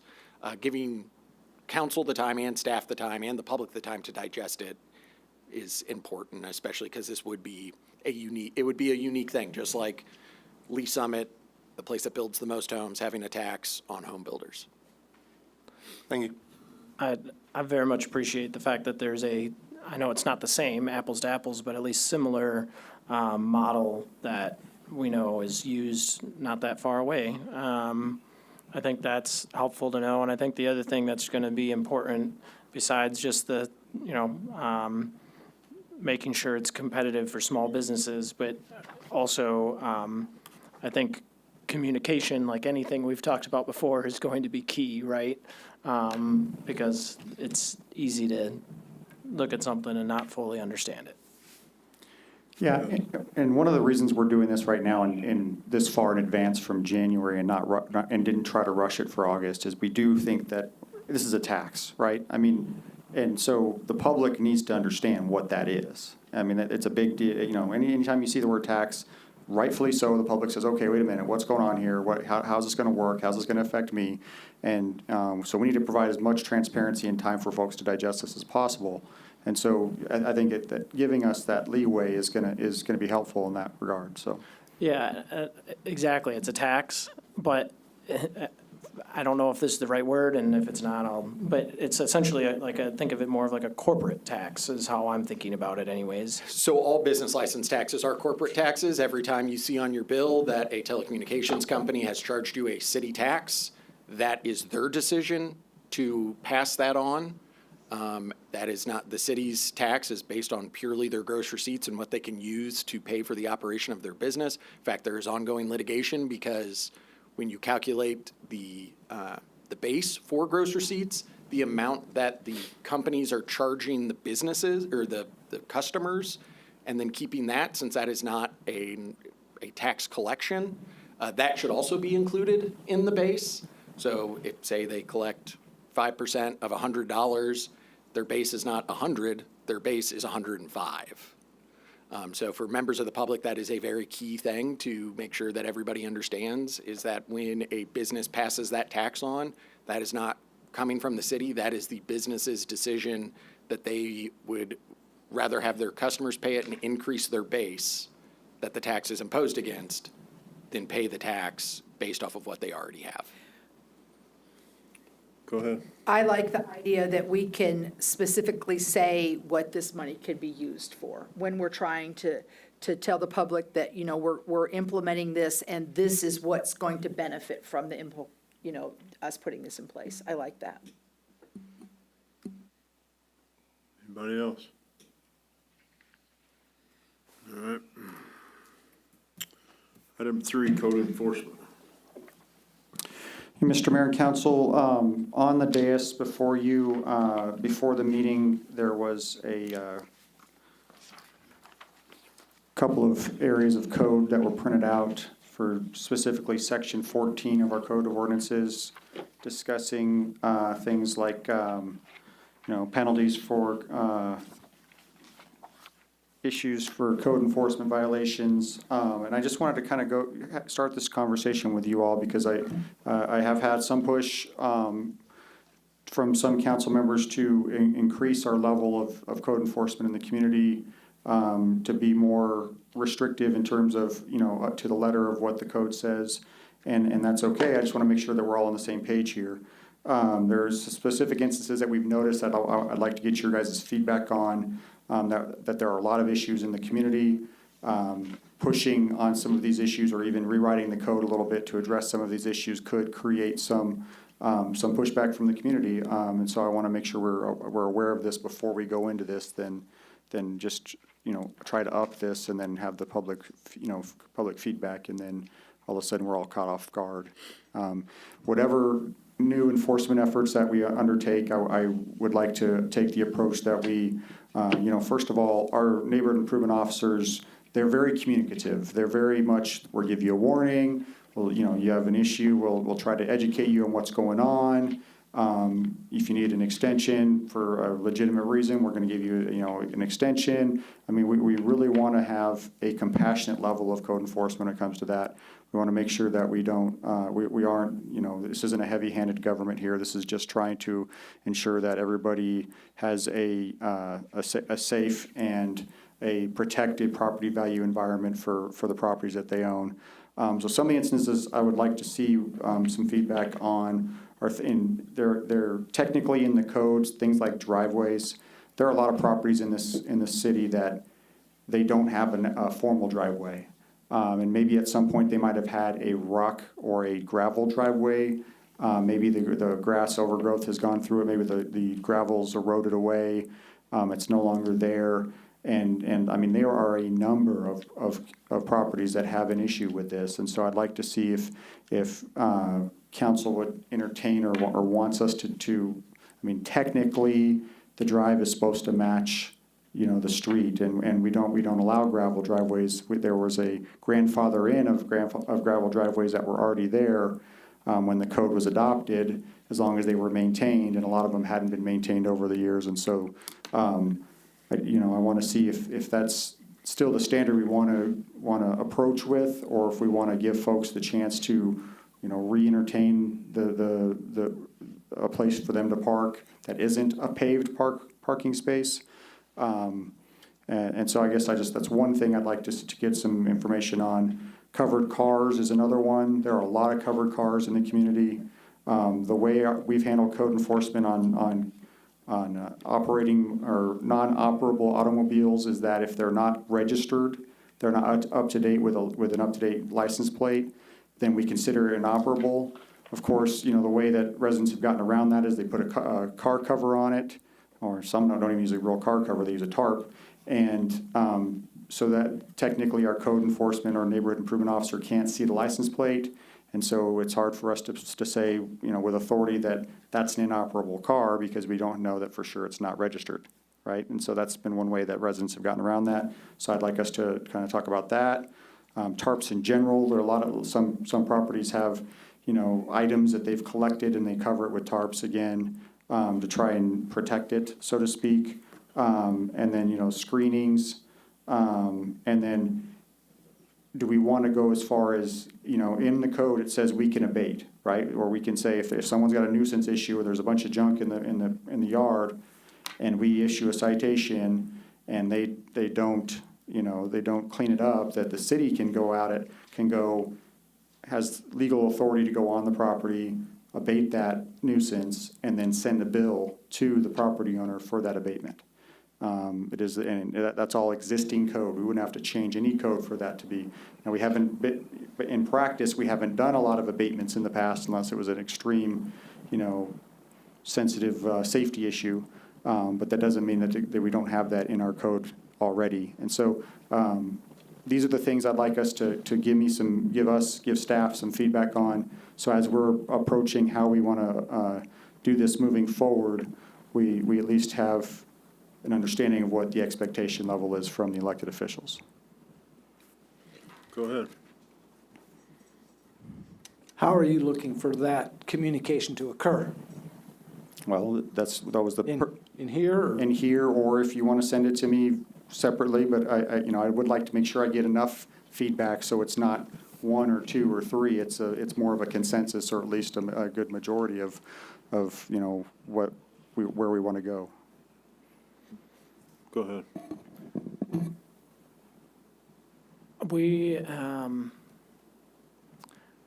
I have used this word so many times, but consistency is my concern. Consistency that if we hold one house accountable to it, our business or whatever the fact may be, we need to hold all the rest of them, right? That's the fair and consistent way to operate, instead of just operating on an extreme case and what defines an extreme case and what, you know, blah, blah, blah, blah, blah. So maybe we need to potentially look at some of these.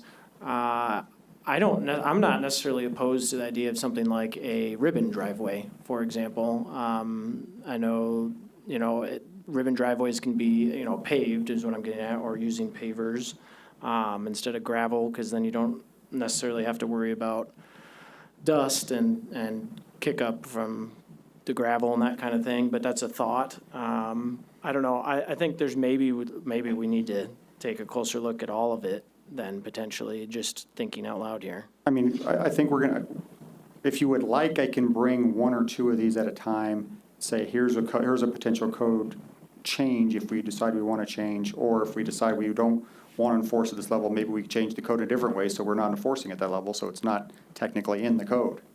And then so we can at least have that public discussion that way. I can do it that way if you'd prefer it that way. I think it'd be easier to digest. It certainly would be easier I to think so. digest. I think so. I don't think I don't think our staff has been inconsistent in how they enforce this necessarily. I know that sometimes it might seem that way because you get a code enforcement violation and or even a notice of a violation that's not an actual citation, and you might see, okay, well, I got 3 neighbors and they're way worse. And No matter, so I 100% agree that unfortunately the system is, we can't go out and look at every single house. I mean, that's just unrealistic. The city is too large. But what we, so we operate largely on violations that are submitted. I understand that. So there may appear to be inconsistencies from that standpoint, but what I'm getting at is what I consider to be extreme or problematic, you might not, and vice versa, right? And so that's going to happen no matter what, because we're just different people. Yeah, I'm going to push back a little bit on that. We do have code enforcement officers whose job is to go out and survey. And so, I mean, we're not just relying on people to make a complaint. And where I was going with that is sometimes there might be a property in the process. They might have had a violation notice. They might have had a citation. They might have had an extension for some reason. They might be in the code, or they might be in the municipal court system. You know what I'm saying? So those, a lot of times that process takes a lot of time to work through. I mean, from the time of our initial, hey, you've got a violation, which isn't even a citation. It's just a, hey, education, you've got a violation. What can we do to fix this?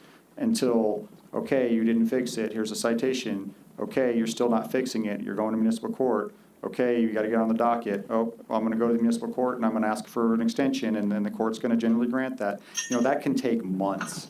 Sure. For just one issue. But I guess my point still stands that I think no matter what, unless it's clearly defined and we are holding anybody that is in violation of that clearly defined thing, there's going to automatically be inconsistency just based on what I consider to be extreme or unsafe versus what you do. Well, and even the code gives us a little bit of leeway, believe it or not. It says on some of these things that they may be cited, so it's not even a shall thing in some of the language. So that does give us the ability to say, yes, we want to try to work with you to get it fixed before we give you the citation. Go ahead. I have to agree with Alex on consistency. Having dug out of a very large hole that had plenty of codes very close to Main Street, I understand that the expectations are not always the same I want consistency. But the most important fact to me is I want Belton to be attractive. I want, possibly new developments. And, when they decide that they want to make this a permanent home, I want them to be able to come into neighborhoods and say, that's the house I want. And, we don't see cars under tarps in 3 yards around it. So I think that's a selling point for us that we can take seriously. And that's what I want our codes and community, officers and all that stuff is to make Belton a place that people want to live. Anybody else? Just one. Oh, go ahead. There it goes. I know sometimes, I think consistency is important too, but I think we also have to take into consideration, and perhaps we do, that there may be folks who, for whatever reason, can't maintain their yard or keep up their property the way we would like for them to. And I think we've discussed in ward meetings a potential way to help solve those issues that don't cost the city in abatement issues. And I think if we could look at that, using volunteers or reaching out to folks to help neighbors if they're elderly or disabled or whatever and can't afford to do the work that we would like for them to do. If we look at that, I think that's an important part of achieving what we would like for Belton to be as attractive and a great place to live. Anybody else? All right. Well, Go ahead. I'm still somewhat confused might be an okay word, how we plan on accomplishing this. I would like small chunks of presentations here, review, feedback, small chunks, presentations here, feedback. Maybe not necessarily every conference, but not just reading it and then provide you feedback. Everyone provides feedback and we're still not in the same. I think we're committed to doing something more, and aggressive is probably not the right word, just more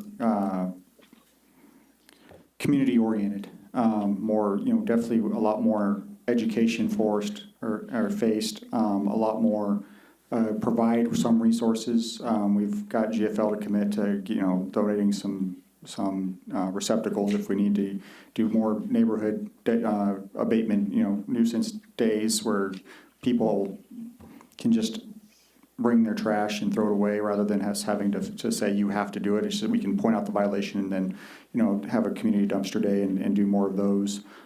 Just again, providing the means for them to do stuff like that. I was mainly talking about the ones that we want to, Yeah. doing it as a group rather than individually. But small chunks. Chances are we'll start with nuisance stuff. I just because that's to me that's one you can see. That's easy for everybody to see and understand. And nuisance can generally be either junk or overgrowth or both. And when I say junk, it could be cars in yards, it could be stuff in yards, it can be tarps and stuff like that. And so we'll probably start with that. Oh, sorry. Go ahead. On the code violations, some of the city properties sometimes, is starting to look bad. Down by where the new gas station is gonna be built on Scott.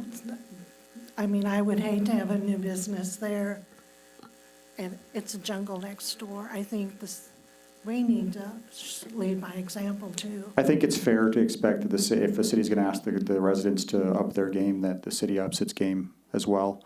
It hasn't been, we haven't wanted to necessarily sink taxpayer dollars into some of those things too much if we can, and hopefully we can just get it redeveloped instead. But that one specifically is a really hard ask for anybody to develop anyway. So yeah, we're gonna have to up our game on especially maintaining that specific piece of property. We can own that one. Go ahead. We're currently going through the UDC update. Should this be related to that? Is this related to that? It can be to an extent, but again, most of our nuisance abatement is confined by state law, specifically 67-398, which kind of outlines what the process is. So you can put some things into the revised UDC related to nuisance abatement and code enforcement, but realistically, at the end of the day, we're pretty constrained, and my suggestion is always going to be pretty much, if a statute says how you do something, we just copy and paste the statute into our code and say, okay. Really the key, in my perspective, with nuisance, and you guys are not the only city that has had this discussion. Every client I've ever had has had the discussion of what do we do with code enforcement. It really is understanding what are our kind of priorities when it comes to what sorts of nuisances do we want to focus on. There's two different mindsets that I've seen. The first one is, what Joe has been talking about, and I think works the best, which is get your, tall grass and weeds, trash, junk, get that stuff first, because that is the low-hanging fruit, and then you build on from that. The other one is go after your biggest problems, which would be usually is related to businesses specifically. The city did do that probably like 6 years ago. We went after several large nuisance issues, and I don't necessarily believe that had the intended effect, just because we're still sitting here talking about it, so. Yeah, I was thinking from the UDC perspective, from that project, I wasn't sure if there was maybe outside guidance from the contractors or other cities on how they may tackle something. Just for example, I lived in Overland Park, and the way they tackle things is a little bit different. And I don't know that I want us to go fully down the route of what they do. We're not them, right? Just as having someone who's experienced that in a city not far away, that's why I brought up that project, is just that maybe there's some similar sized cities that have suggestions. Nobody has found the answer. I think every single year at the Missouri Municipal Attorneys Association, there's a presentation on code enforcement and trying to figure out, what is the best fit, what is the best process, because most cities of your size are too big and there's too little staff to really be able to blanket and cover the city. So most of the stuff you hear about because there is also a code enforcement officers professional group that has its own meetings, but some of the best practice stuff that you will hear is like focus on a specific area. If you can review your data for the past 5 years and it shows like this is where most of our nuisance issues are coming from, okay, we're gonna really make sure that that's where we're enforcing. The other one is, instead of looking at that, do you look at what are our main areas? So for Belton, it would be along North Scott, downtown, along 58, along Y. Do we make sure that those areas are always maintained as well as they can be? And if anything gets out of line, it's an immediate notice. I think one of the key things that I've seen that is beneficial is reminding members of the public that letter, that notice that you get is just a notice to do something, please. It is not a ticket. It is not, because you got that notice does not mean that, you are going to get a fine. If you comply with the request of that notice within that reasonable time frame, there is nothing that happens. That is literally the courtesy notice, essentially as required by Missouri law. And for what it's worth, I've heard our staff does a pretty good job at talking to people about that courtesy, so. Oh, it's one of the biggest things is every city has to constantly inform people that it's like that notice, because you'll see people, once they get the notice, really start to ramp up and there are significant issues. Personally, the Kirksville situation with the mayor, about a decade ago now, that was all based on a code enforcement notice. So again, it is informing people, but sometimes it'll fall through the cracks. Anybody else? All right. Item 4, hotel tier program. I've got 3 presentations lined up, and they're all broken up by a slide that says questions. So the first one's hotel motel tier program. City ordinance, chapter 15, division 5, 168 through 169. It was passed by City Council in November of 2018. The ordinance established provisions by which lodging establishments will receive a tier rating, and the associated requirements for owners and operators of these establishments based on their tier rating. And this was due to several problems with hotels in the community at the time. The ordinance mandates that the police department determine the number of calls for service. That's also referred to at times by us as CFS. As a designation, calls for service, that each establishment during a calendar year, and then divide the number of calls for service for those by the number of rooms for those establishments to determine the call for service ratio. And then that calculation must be done by January 31st. Obviously, not every call for service that we have at hotels or establishments is crime-related. Therefore, we actually go through the entire list of calls for establishment, and we pull out some of those, especially if the hotel themselves called us trying to solve an issue. Obviously, they're on the front side trying to solve that issue. We don't count it against them as far as that ratio. So what we do count is homicide, suicide, attempted suicide, suicidal parties, all sex crimes, robberies, burglaries, larcenies, narcotics violations, warrant arrest, arson, suspicious activity, whether it's vehicles or persons, juvenile problems or arrests, runaways from hotels or if we recover them there, disturbances, noise violations, disturbing the peace, vandalism, stolen autos, recovered stolen autos, protection order violations, child abuse, and neglect. We also look at assist calls, whether it's with Division of Family Services, harassment. We look at trespass, unless it's reported by the management, like I just previously said. Disorderly conduct, fighting in the public, resisting and hindering police. Abandoned autos, weapons offenses, threats, bomb calls. That's a pretty extensive list. I think I'm tired right now. When we look at calls for service, like I said, we try not to discourage the lodge establishment owners or managers from calling us, and that's one of the reasons that we eliminate those that they alert us to. The tier system. Once the call for service ratio has been determined, each establishment is classified in a tier based on the number of calls for service per room. Tier 1 is less than 0.5 calls for service per room per year. Tier 2 is 0.5 to 1 call for service per room per year. And Tier 3 is more than. And so I got good news at the very end of this.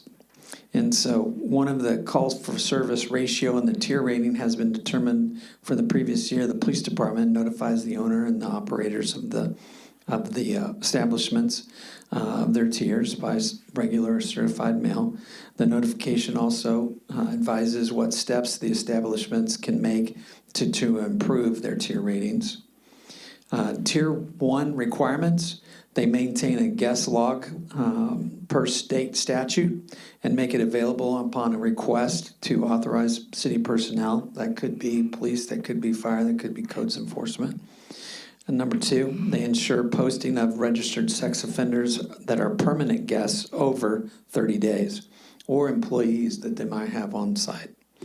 Tier 2 requirements are all of the Tier 1 requirements. Number 2 is having a lodging establishment operator or designee available on the premise at all time. That's one that you'll see throughout all of these tiers. We want somebody there that can answer questions, especially at night. Number 3 is install and maintain digital surveillance cameras, recorders in the lobbies, parking lots, and indoor and outdoor common areas of the establishment, and do that over a 24-hour per day, 7-day-a-week basis. And that they install adequate lighting in these areas as needed, and for the camera recorder to operate properly. And this does come up from time to time, and we deal with it. Number 4, they obtain and document guest vehicles information, including make, model, color, license plate number. Some of this stuff you'll recognize when you go to a hotel yourself in another city. Number 5 is ensure that all registered guests 18 and older provide a government-issued identification which will be photographed and maintained at the establishment. A lot of times if we have problems with the room and the room is abandoned, we can go back and find a record, and this helps us establish who is actually in that room. And that came up last year.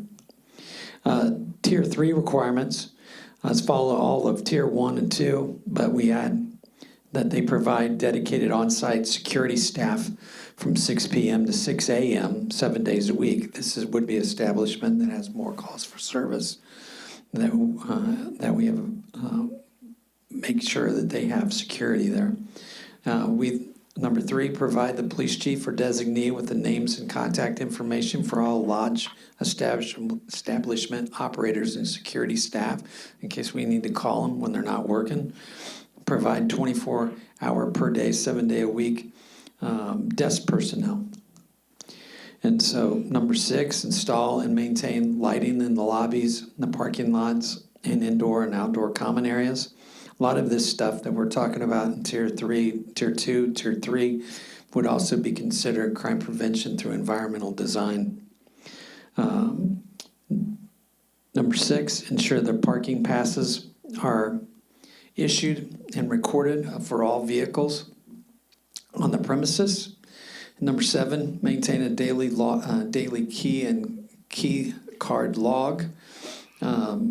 This was written when it was very prevalent for establishments to actually issue a key. A lot of times nowadays it is digital. but it still maintains the same thing, is if they have to issue another key for a room, it's recorded every time they issue a new key for the room. If a key becomes missing by a customer and it's reported to them, they have to change the code for the room or issue a new key. And then number 8, ensure that the lodging establishment visitor sign is on the front desk, and those 18 and older provide government-issued identification. So if a person that rents a room has people over, that we start recording on the Tier 3 notification, anybody that visits. And then number 9, ensure all lodging establishment visitors sign out at the front desk and leave the premises by 11 p.m. And number 10 is contact the police chief or designee to discuss opportunities to prevent crime on the premises. Compliance, there's compliance issues. If they do not, they get 90 calendar days to come in within compliance. And there's a whole host of things that could take place if they decide not to come into compliance. Some of those involve putting their business license at risk. And so that comes under failure to comply. And there is, under failure to comply, at number 1, that there is written notice that's through certified mail that we would issue the business. There would actually be written notice that would be placard at the front desk.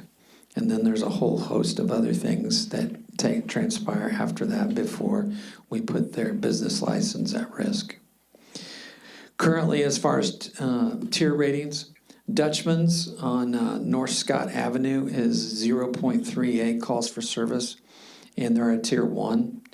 Most of those calls for service, you might say they're right on the edge of becoming Tier 2. Most of their calls for service involved one occupant out there that had a lot of calls for service in their dealing with that. We expect them to maintain that Tier 1 this year. Conno Lodge came in at Tier 2, 0.88, and we are working with them.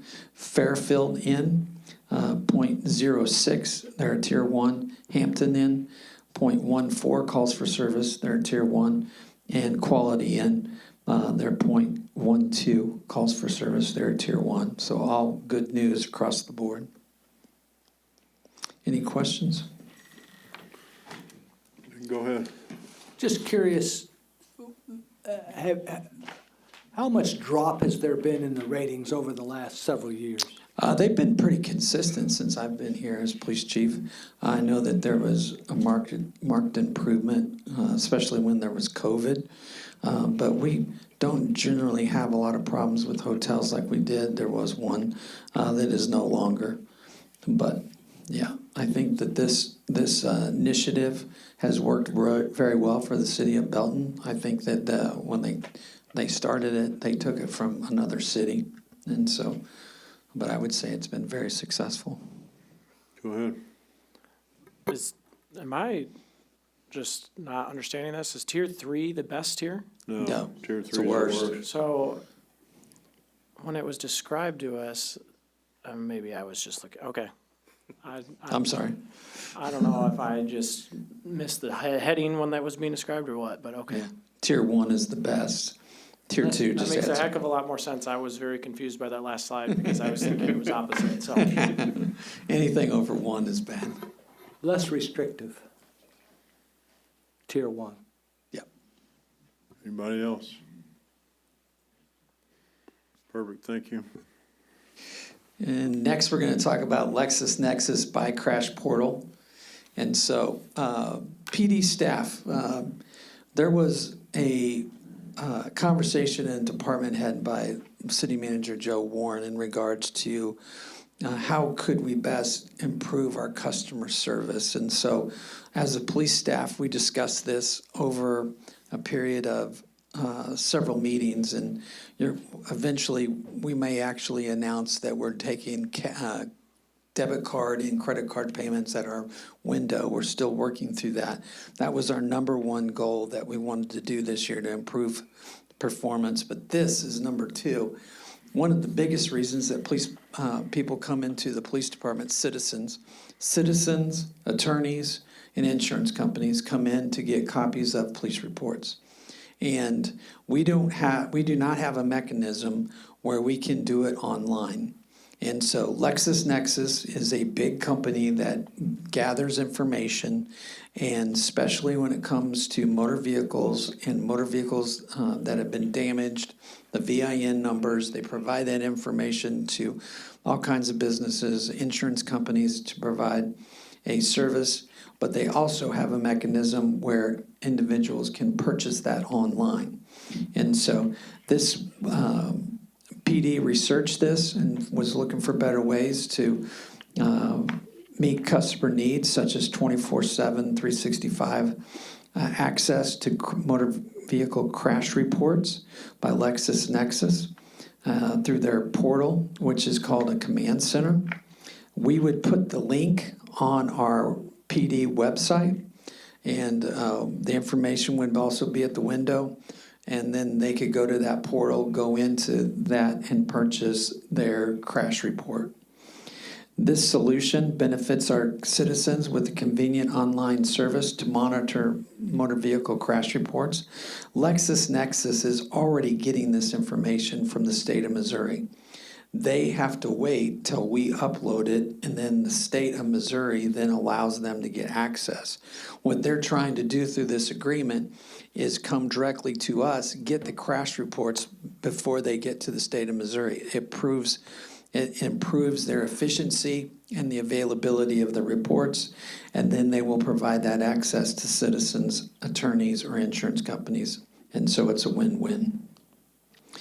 Participating agencies in the area that we looked at, Grandview Police Department provides this service, North Kansas City Police Department, Riverside Police Department, Clay County Sheriff's Office, and the Lee Summit Police Department. Operational benefits to the police department would be reduced workload for records division staff. We do get requests for motor vehicle crash reports. Sometimes we get them from attorneys that want the entire quarter, because then they do mailers to individuals trying to catch clients because of accidents, or it's a ticket or whatever. So there's a large amount of requests that come in for our crash reports over any given period. 24/7, 365 public access. They don't have to come up to our window Monday through Friday, 8 to 5 p.m. We improves our convenience for citizens, attorneys, and insurance companies, like I said. We also have, it's a secure and fast records delivery. There's minimal ongoing maintenance once implemented. It's automated, and it reduces our staff's involvement in this. Potential concerns that you might have, and we have as well, online pricing creates a concern, because the city currently charges $5 for those reports, but LexisNexis would charge an online convenience fee, which would be above that, which you could be, in this instance, $11. So an accident report would cost $16. If an individual, a citizen, doesn't want to pay the $16, they would still have to come to the police department window, records counter. Occasionally, the system has communication upload issues, and they have to be fixed.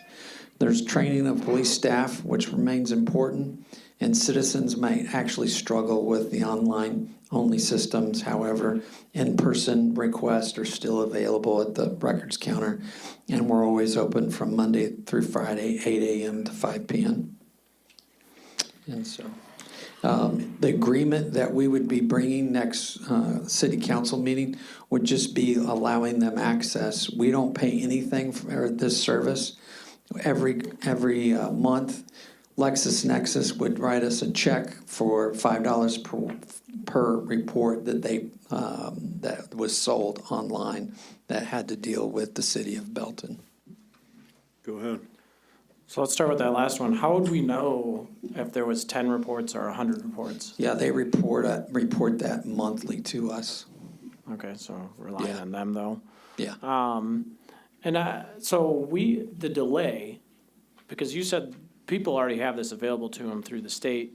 So the delay from coming to us to then the state to then LexisNexis must be pretty significant if they're still coming to us. Yeah, they come to us. I would say that the state probably takes 30 days or could be even 45 days to get them from the time we give it, we upload it to them, then they turn around the information. The state has always been slow on that information. And I do believe that most states are, because what they do is they digest that data, they check the reports, they make authentication on those reports, that kind of thing. Okay. I almost see this as actually the fee thing, online fee, convenience fee. I almost see that as a potential positive for Belton residents anyways, because you already live close, generally speaking, probably live pretty close to the police department. And if you want to save the money, you just drive over there. And, Yeah, I would say that too. unless, of course, you can't get there between 8 and 5, and then in which case you might be worth the convenience fee. So it's almost, okay. We get a lot of citizens, I mean, I say a lot, we get many complaints per year about somebody that was traveling through Belton, had a wreck, whether it was on the highway or maybe at one of our businesses around town, and they live in Texas, and they want a copy of the report, and we can't do it online because we have no mechanism for that transaction. We don't take cash through the mail. And so it's difficult, but this would be that solution for us. Without having our IT department build something that then has transactions with it and then provides the reports, that would be massive for our IT department to take on. Anybody else? Thank you. And I'm here again. Wayside Waste contract. Yes, Wayside Waifs Animal Shelter Agreement. This is new, it's good news. Just for some background, the city of Belton has contracted with Wayside Waifs for very many years. And the most recent contract that I brought was passed by the city council on May 31st, 2022. So it's time to relook at it. In that time, they have not increased the price for 4 years. But we've worked through a number of issues in regards to how do we improve our processes, how do we improve our interactions. And one of the best things that we ever did was we were one of the first agencies that came to them and started a TNR program, and I'll talk about that. Wayside Waifs has been serving the Kansas City region since 1944. It's one of the largest and most comprehensive animal welfare organizations in Kansas City. Our partnership with Wayside Waifs extends beyond traditional sheltering services and allows us to provide additional resources and solutions to our community. One of the examples of this collaboration is our successful Trap, Neuter, and Return program, TNR, a partnership between the Belton Police Department, Animal Control Division, Help Humane Volunteer Trappers here locally, and Wayside Waifs Veterinary Services. It humanely addresses community cat concerns by trapping, sterilizing, vaccinating, and returning cats to their established colonies. Overwhelmingly, we've received positive feedback from residents and animal welfare advocates alike, demonstrating how the partnership between municipal agencies, animal welfare organizations can create effective, responsible, and compassionate solutions that benefit both animals and the community. In fact, our program has, they've actually started it in other communities. Wayside Waifs is the preferred vendor for us for providing animal housing. I'll just add that we would have to have a very large shelter for the number of dogs, cats that we take in. And we would have to have additional staff to maintain those animals, but also staff to work on adoptions, maintain the veterinary demands of those animals. They handle animal adoption. They provide animal education for the public. In fact, I have several dogs from there, taken advantage of their training programs, which is very extensive. The trap, neuter, and release program, TNR program that we have, I talked about, and veterinary care. They have veterinary staff on the staff that helps evaluate animals to make sure that they're healthy, but also to evaluate them for adoption. And then there's compassionate end-of-life care. Wayside Waifs Sheltering Agreement provides shelter, reasonable care, and feeding of animals delivered by the city until the animals are reclaimed. Their emancipation date arrives where they are humanely euthanized. That's usually because they're unadoptable, they have medical issues, or they are possibly not able to be adopted because they bite or they're maybe dangerous to humans. And that is, we communicate with them regularly. PD staff have 24/7 access to the shelter. Even when our police officers get an animal after hours, they have procedures and they have access to drop off the animal. So it is located at Wayside Waifs. Wayside Waifs will hold animals at the city's expense for lengths of time, depending on the intake type, after which the ownership of the animal will transfer to Wayside Waifs if the owner doesn't relinquishes it or the animal was truly abandoned. Medical suffering, we do have this on occasion. In the event of extreme medical suffering upon intake, Wayside Waifs may assume immediate responsibility to end the suffering by means of humane euthanasia. Veterinary services are available. They're on staff. Wayside Waifs makes every reasonable effort to notify the city's Animal Control Division as soon as practical whenever veterinary services will not be available during normal business hours. We have a workaround. We go to Blue Pearl. We go to other emergency care facilities for animals if we have something even after hours. In the event veterinary services are unavailable, they actually help us try to determine more appropriate courses of action, and sometimes we will take them right to a vet office here local.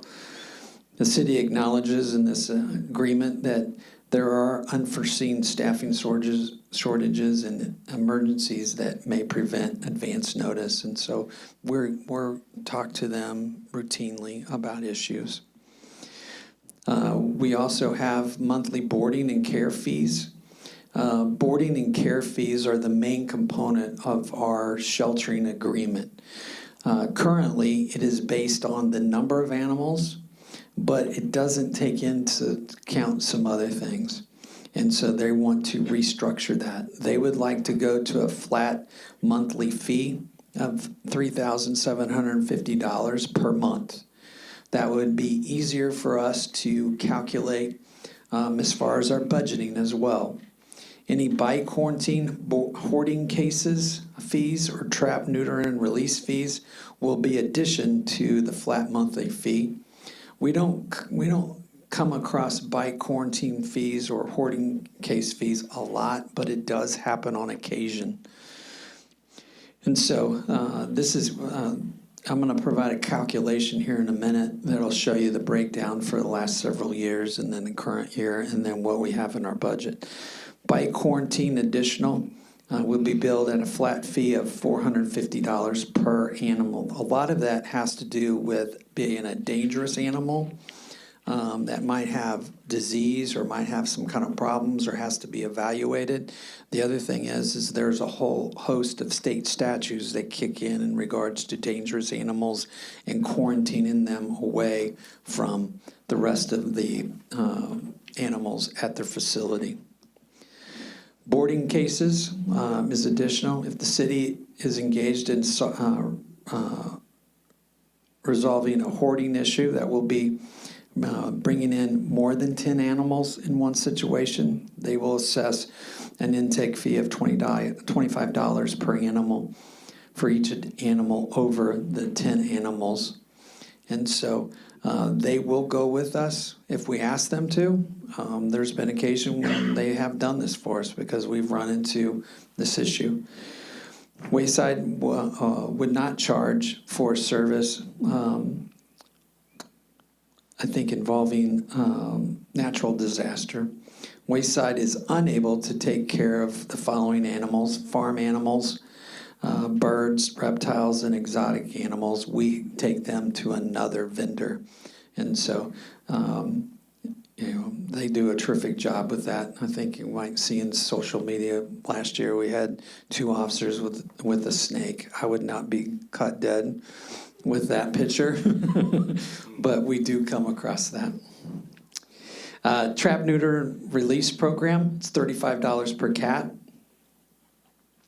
And we have a whole host of procedures that we go through when we do this. The cats are altered, receive basic vaccinations, and then they ear tipping, so it marks the cat, so we know that cat has gone through our program. And then cats are dropped off at a scheduled time, and they'll stay overnight. We'll pick them up the next morning. As far as budget numbers, FY 2024, our admissions, this would be where they want to do the flat fee or flat fee now, is $35,585. TNR was just getting off and running, and that was $6,370 for a total of $41,955. FY 2025 admissions, you can see we're pretty much fixed. Like I said before, they were not increasing their fees, even though they are facing inflation. They're facing other business costs. Admissions were $36,845. TNR, the program was in full swing, $10,745 for a total of $47,590. Last year, admissions were down $30,836, and then TNR $9,170 for a total of $40,005. Currently, all the way up to, I guess it's not current, June 2026, admissions have been $7,100. TNR has been $1,505. And then total in June is $8,600. We project that admissions, based on the new fee, is going to be about $45,000. TNR, we estimate, is about $9,500 for a total of $54,000. We currently budget in this year, the police department budget is $52,000 for animal shelter contract. And so if you have any questions, I'll take them. But the biggest change in this whole contract is they would like to go a flat monthly fee. Any questions? Go ahead. How much did you say per cat? I think it's $35. That's a lot of cats. Yeah, we have a lot of cat colonies around the city, and they've done a terrific job trying to affect those colonies. And at some point, you'll start to see that number come down. But I think it's been pretty consistent because I think that reflects the problem. We good with the potential of 2,000 more? On that thought, when does we think this will be at the next council meeting, or? Yes, we would bring this forward at the next city council So meeting. that would technically be a budget amendment then, because, Well, it's a potential of. well, I said potential, right? No, Yeah. it could be up to, it could be 2,000 more. I mean, they're just guessing on the. Yeah. On the cats. So I cats understand. could be So it's lower, really not a could be- budget amendment until we hit, okay. And it's also all general fund, so I mean, unless the overall general fund's going over, we can take away from something somewhere else to Yeah. make up for. Anybody else? Everybody good? Thank you, sir. Thank you. Item 7, Uptown Incentive Request Timeline. Go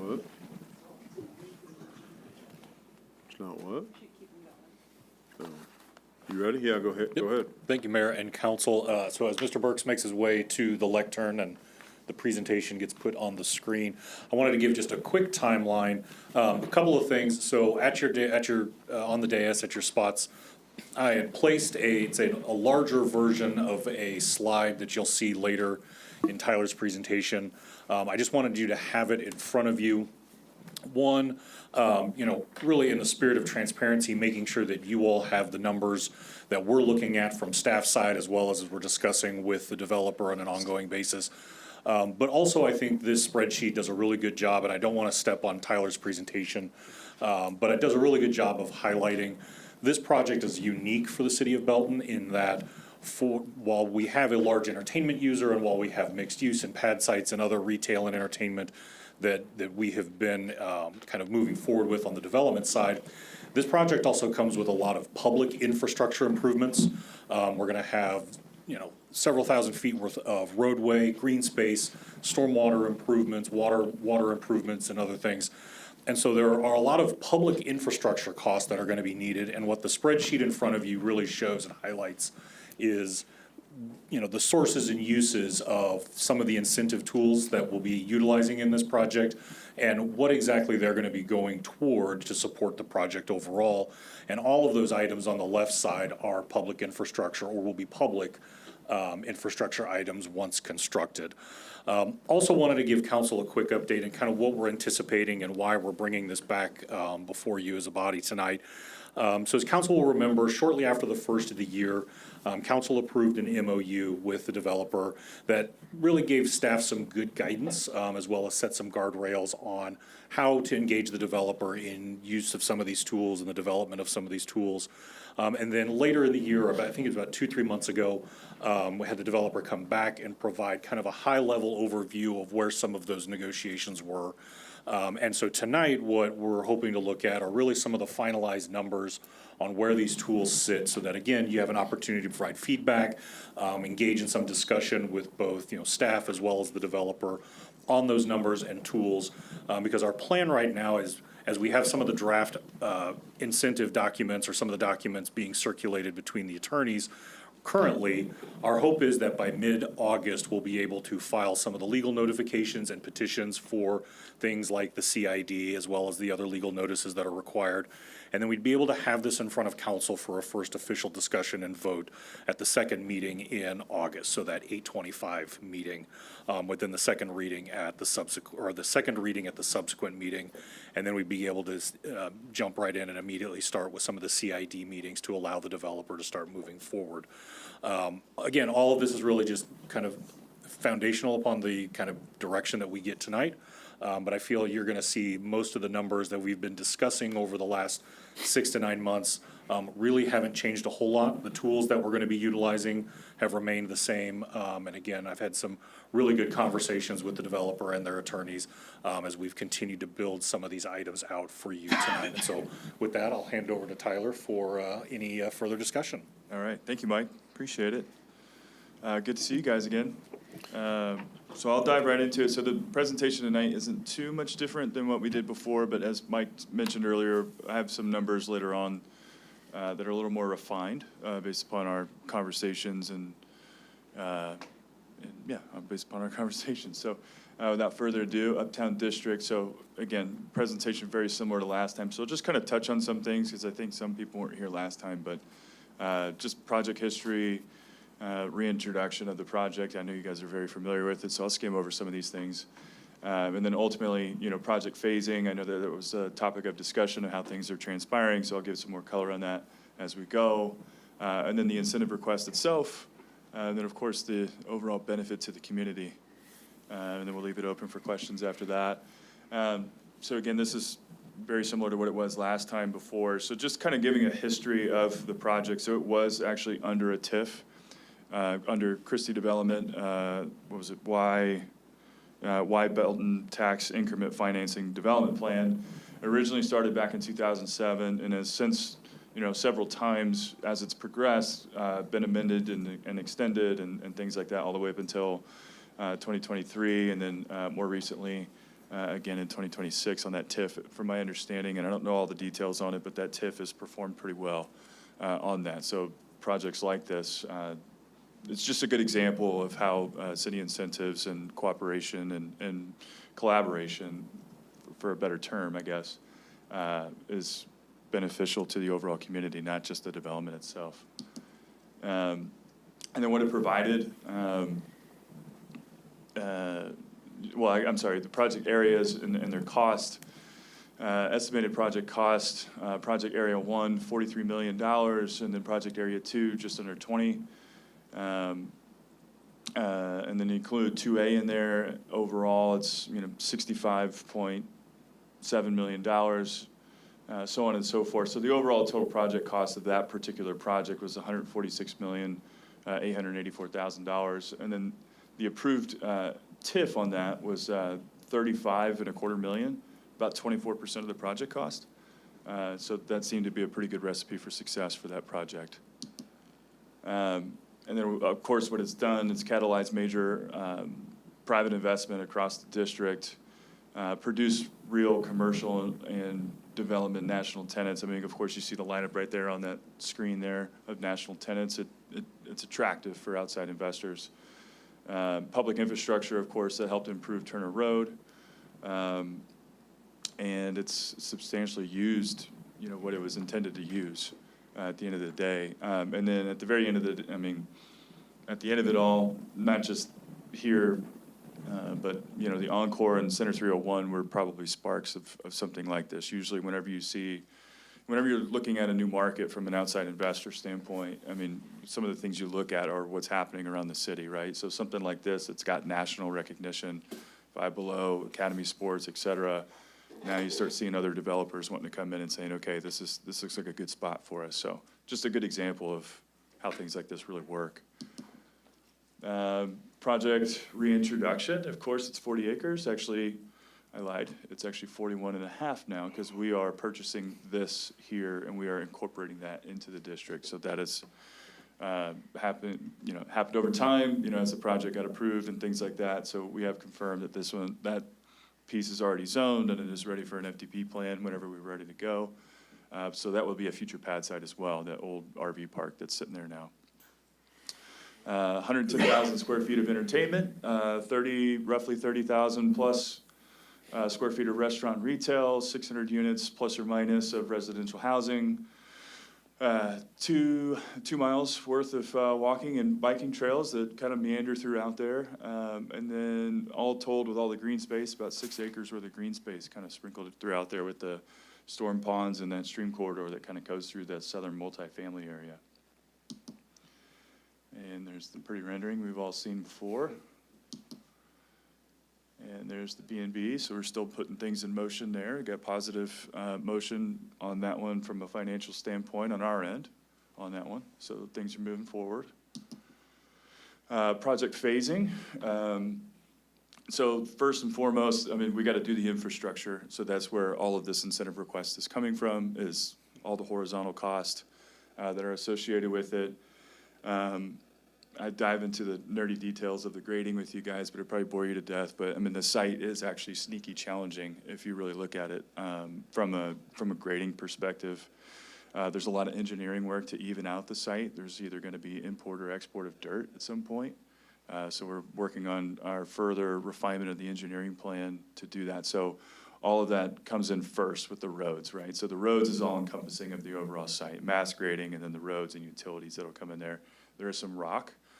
So there's an opportunity for some spectacle with the rock excavation at some point with that too. But again, that's a cost to the project, right? So it has a negative detriment onto the overall project cost with that.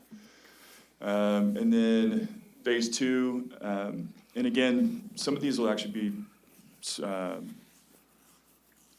what's the right term? They'll happen in subsequent order. Concurrently. There we go, thank you.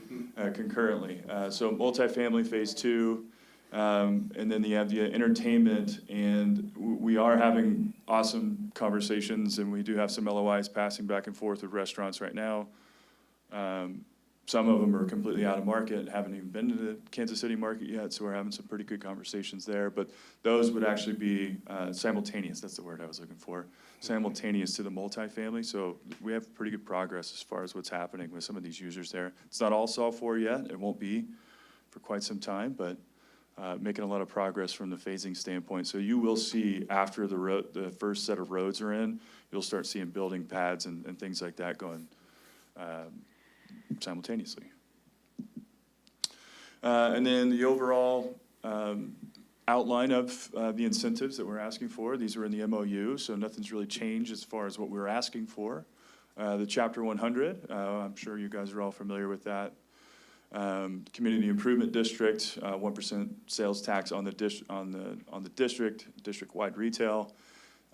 Transportation Development District, TDD, and a sales tax reimbursement agreement, 1% sales tax reimbursement on retail sales generated. And then that blue area that you saw earlier on those first couple slides, that TIF is still existing over there, so we do want to nix that so we can put these mechanisms in place. And forgive me, my maps are mixed between these two slides here. So you'll see the Chapter 100 map here in a minute, but this is actually the CID and TDD map here, but, and I'll jump to that really quick. So the Chapter 100, if you're looking at this map, just encompasses the entire site. And then we'll come back, and then this is the CID and the TDD. So the highlighted in orange here, the roads going north and south, and east and west, and then this box here, pretty much anything that encompasses retail, which is anything north of the Phase 1 multifamily, would be the boundary for the CID and the TDD. The pilot program that we're looking for, just doing it on a per foot basis on the retail there.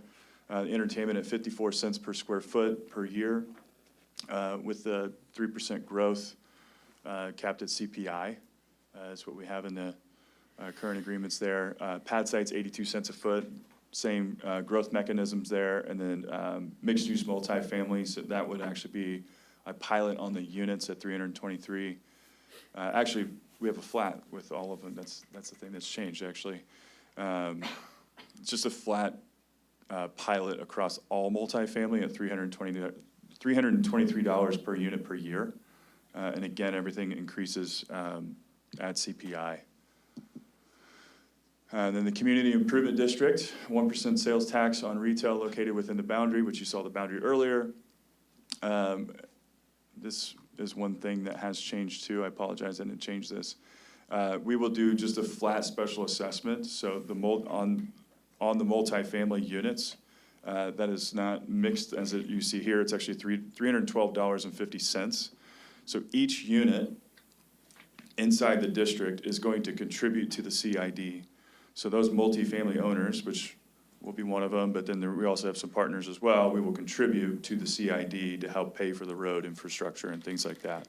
So it's an additional tax. So yes, we do have a pilot, but we're adding on top of that pilot as a CID tax essentially, or a CID special assessment to contribute to the overall project here. TDD is pretty standard, 1% sales tax on the retail located within the boundary. And then the sales tax reimbursement is from the city general fund there. And big caveat to all this is not any funds that are coming directly from the city. These are sales tax that are generated from the performance of the district. So anything that is being generated inside of the district, it's just being recycled into these mechanisms and then filtered back into the project to help pay for project public infrastructure. So no dollars out of pocket from the city is the biggest caveat there. It's a lot. Okay, so I know you guys have seen this before, but on the left side here, I hope you guys have printouts. Do you not have printouts? Maybe not. No worries. I will talk numbers here. So the site corridor, the total project cost here is about $10 million overall, just to do the site. It's all the rock, the grading, and the wetlands, and all the things that we have to do there. It's about $10 million. Multifamily Phase 1, $65.5 million roughly. Entertainment, $55 million. Pad sites, $13.1 million. And then the multifamily mixed use, this one's a little richer because it's got a parking garage right now planned on it. That's at $72 million. So total project cost of $223 million for all of this is what this allows us to do here. And then on the left side here, and I can share this with everybody at a later date too, and I'll make sure there's printouts too at the next one, so you can kind of see. But the left side here just basically kind of shows if there were no incentives, what's the performance look like? And then the right side here is if there are incentives, which is what we're talking about here today, what's the actual performance look like? Because at the end of the day, we have to hit a return in order to bring the dollars in to go vertical on these types of projects. But the most important one, which is basically the starting line of the project, without anything, it's a negative 16% return. So it's losing money just going into it, right? So out of the gate, it's a struggle getting into it. So, but everything else, somewhat manageable, but you better be better off putting your money into a CD or something like that versus spending a ton of time and effort trying to build buildings, is kind of what this is saying at the end of the day. And then on the other side, everything's manageable at the end of the day. All right, and then the actual incentive request, you guys see this. I have the condensed version here, just broken up into buckets, the TDD, the STRA, and the CID, broken out into all the different individual line items that are public infrastructure related or horizontal infrastructure related, earthwork, paving, city improvements, city street improvements, Turner Road, median improvement. There's MoDOT's wanting us to put a median on 58 Highway as well. Sewers, water lines, site lighting, site improvements, landscaping, traffic signalization. That's actually blank right now, but there is a traffic signalization update that we have to do as far as the timing of the lights. Right there on Cedar, Y Highway, 163rd, which, whatever name you want to roll with there. Parking garage, so the ground floor of the parking garage will be dedicated as public. So that'll be used for the ground floor retail of that multifamily there. So that is a public portion of that project there. Monument sign, artwork, studies, professional services, property acquisition of the land, financing costs, contingency, and more importantly, maintenance to make sure that it's well maintained throughout the entirety of this project, all told right here. And then here's all the different buckets from a visual standpoint. So the site corridors, again, as I mentioned at the top of the presentation here, the mass grading is encompassing of this. So that's the entire site, clearing of the trees and leveling out the site to where it needs to be balanced so buildings can actually be built on there. So that is included in site corridors, but then ultimately you have the road, Juniper Road, that's coming all the way down here, north-south from Turner to 58, and then Given from Cedar all the way over to the property line here. And then the stormwater ponds as well. Multifamily Phase 1, this is actually a stream corridor that comes here, so there's some maintenance that has to go along with this, and then actually some corrective. I mean, if you see some pictures from our wetland study, there's some trash in there, so they go in there and clean that up. And then there's landscaping that comes in along Cedar. Entertainment, massive parking lot, as well as landscaping. Multifamily mixed use, also the landscaping. And right here, this rendering doesn't depict it, but this is where we're currently planning to put the parking garage. And then you have the offsite improvements, the median upgrade. We have to upgrade the turn lane going north.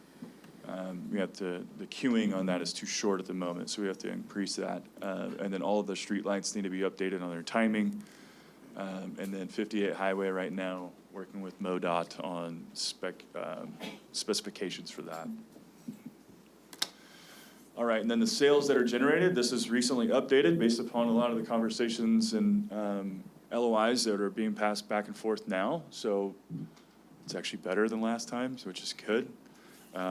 So that's actually, it's beneficial for everybody. So, all more sales that we perform on and more sales that we generate, the faster some of these incentives can sunset. So, and back to normal business as usual for tax for the city at the end of the day. So the better that we do is bringing in good performers on sales, the better that everybody benefits on this one. So at the first year right now, I mean, this is real conversations that we're having. I can't mention anything yet. I know that's going to come up, but we are really close on being able to announce a couple of these. I know. But we are close. They're really cool, especially one that actually toured the site today. Actually two toured the site today. But these are real possibilities of all of the simultaneous construction that can happen on this first year. First full year of build-out, $33.8 million worth of sales generated based upon the projected sales, average store generations on these folks that we're speaking to. And then ultimately year 5, potentially, year build-out, but it could end up being maybe a little bit faster. Again, like I said, based upon these conversations, it's garnered a lot of attention, way more than I expected. But at the first full year of build-out, just shy of $48 million of sales generated out of this. And then that flows into what does the city get out of this? This is including with the incentives, right? So all the sales that are diverted back to the project to help improve the project. There's a full sales tax capture, which is 3.25%.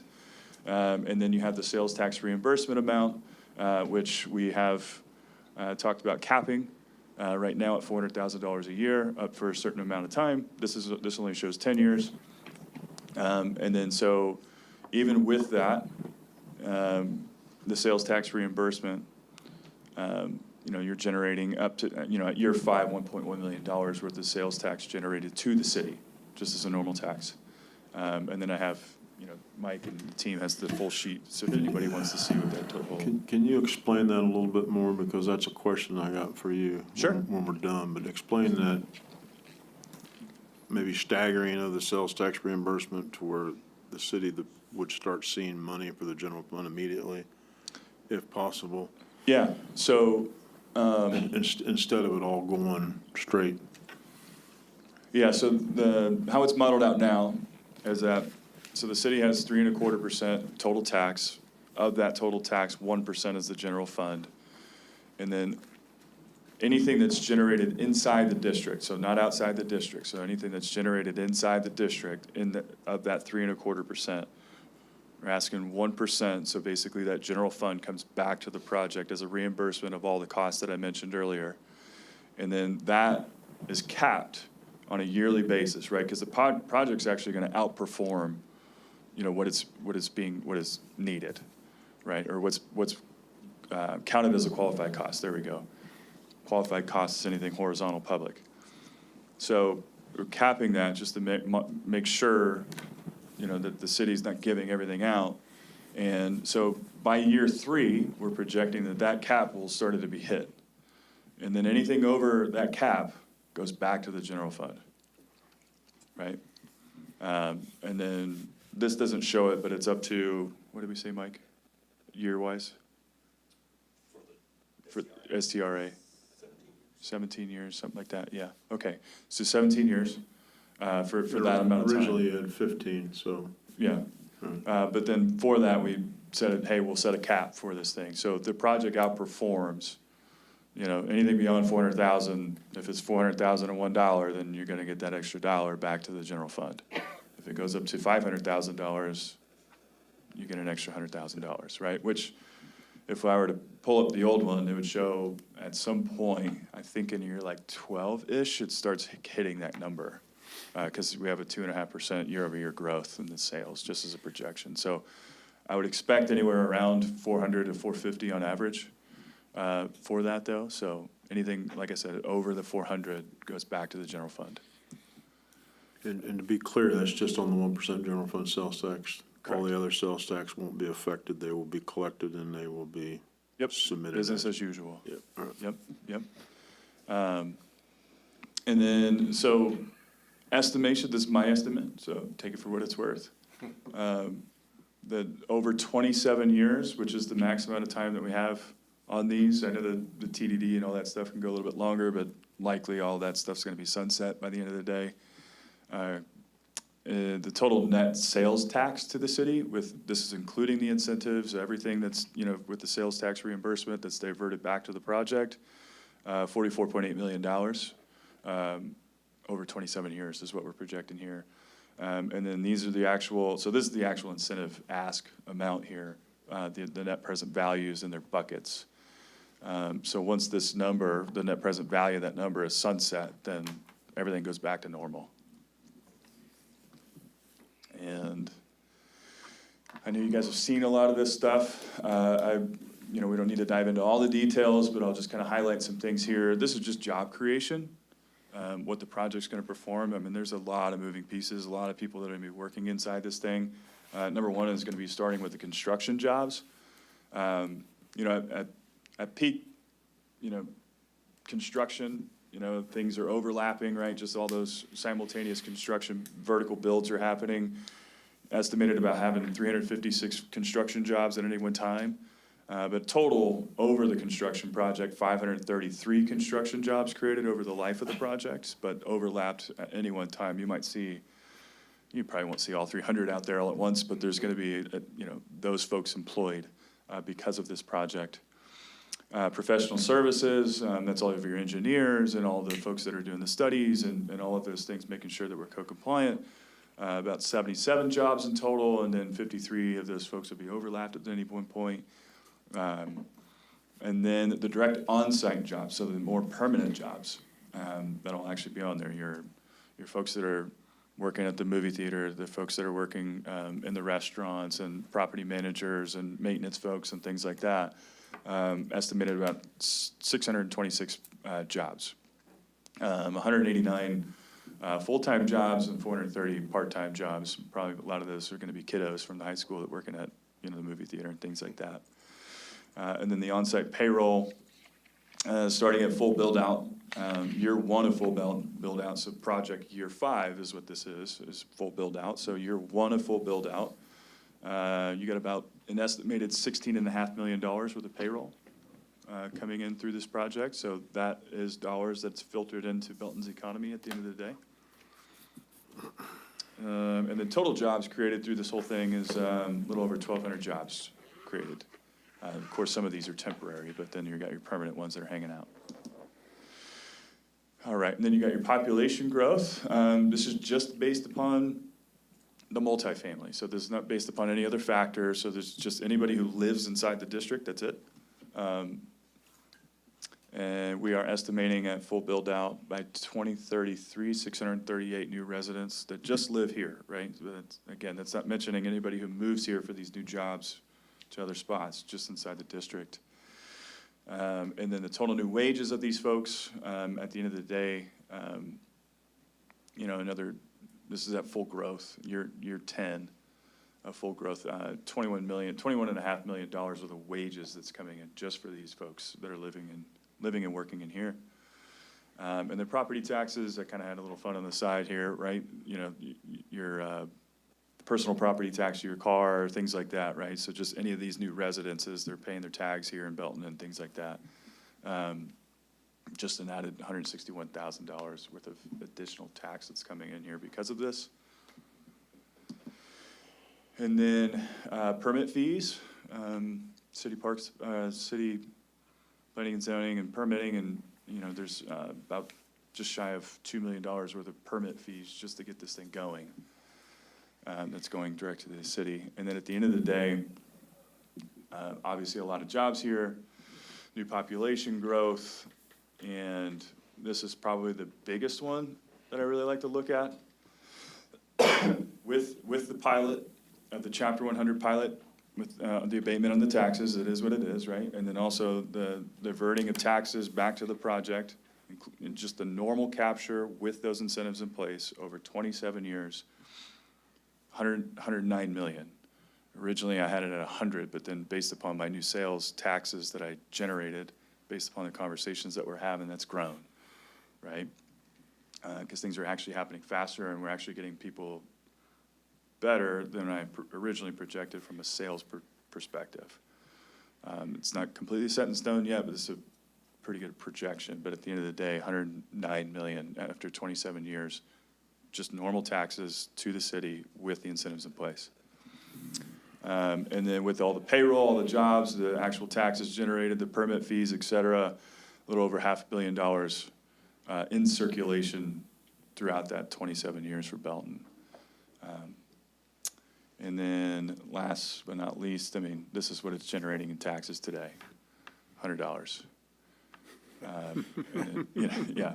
So then, I mean, you have basically an infinite percentage increase in productivity from a tax standpoint, this project goes through. So that is all I have. Thank you. Any questions? Go ahead. I didn't hear what you said. Who are those people you're talking about? So close. I'm hoping by next time. I tried that last time. I knew you But did. you're not that And good. then I promised you, I came back with an announcement. You're good, but Yeah. you're not that good. Yeah. What, did you just say you promised to come back with an announcement? No, last time I did. Yeah, so I'm waiting for the announcement. As soon as he signs. Yeah, he'll get it. So, Yeah, we'll Just get you remember who some- asked first. can we get all those documents? That's what I was going to mention to the entire council, is happy to get all of the documents and as well, kind of go through them with you if you had any other additional questions. And I know sometimes the numbers, eyes can glaze over even at this hour. So happy to kind of walk through those with anyone. Yeah. Yes, sorry. Yeah. Go ahead. The public infrastructure, all those items, who estimated those public improvement costs? Commercial GCs, multiple of them. Okay. Yeah. Did we review those, or do we feel confident they're in the ballpark of where they should be, that kind of thing? Yes, especially since we're not just taking Tyler's word. We have the general contractor plus what they bid against in several other instances. So those numbers, we feel very confident about being realistic numbers for public infrastructure costs. I would also note that under any development agreement, if the public infrastructure cost comes in lower, then all that does is just decrease the amount that the developer can be reimbursed. So if it comes in at 100 instead of 119, that just means that the CID, the TDD, and the STRA have less things to fund. And say very similar to the 353 tax tool that I know the council is very familiar with. We still have a certification process for all of those receipts to go through. Yeah, perfect. Questions about the current TIF or old TIF, whatever we're referring it to, whatever, I forget what the official name is as well. Why Belton, TIF, something like that? Is there, I heard a want to terminate that. Is there, what's holding us up there? It'll just be part of like some of the documents that are coming through. So okay. the plan is to have everything from the cooperative agreement as well as the Chapter 100 and the CID petitions all come through at the same time for a totality of the project. And so that's really what we're waiting on. Okay. Okay, I think that's the majority of my Anybody questions else? at the moment. Go ahead. Did you have a deadline to get onto this agenda for this week? Did I have a deadline? Yeah, was there a deadline date for you to get on this? You weren't last for a reason. And I'm going somewhere with this. We just wanted to keep the project moving forward. Right. So if you were late for that deadline, would you have been able to be on this meeting? No. Okay. What are you up to? All right. Anybody else? All right. Thank you, sir. All right, thank you, guys. He knows. I don't know. All right. All right, item N, motion to enter executive session, discuss matters pertaining to individual identifiable personnel records, performance ratings, or records pertaining to employees or applicants for employment according to Missouri State Statute 610.021.13. The record be closed and the meeting adjourned from there. Present. Second. Have a motion and a second. Any discussion? Hearing none, roll call. Mayor Larkey? Yes. Councilmember Johnson? Aye. Bryan? Aye. White? Aye. McCallum? Aye. Lawson? Aye. Thompson? Yes. Davidson? Motion passes.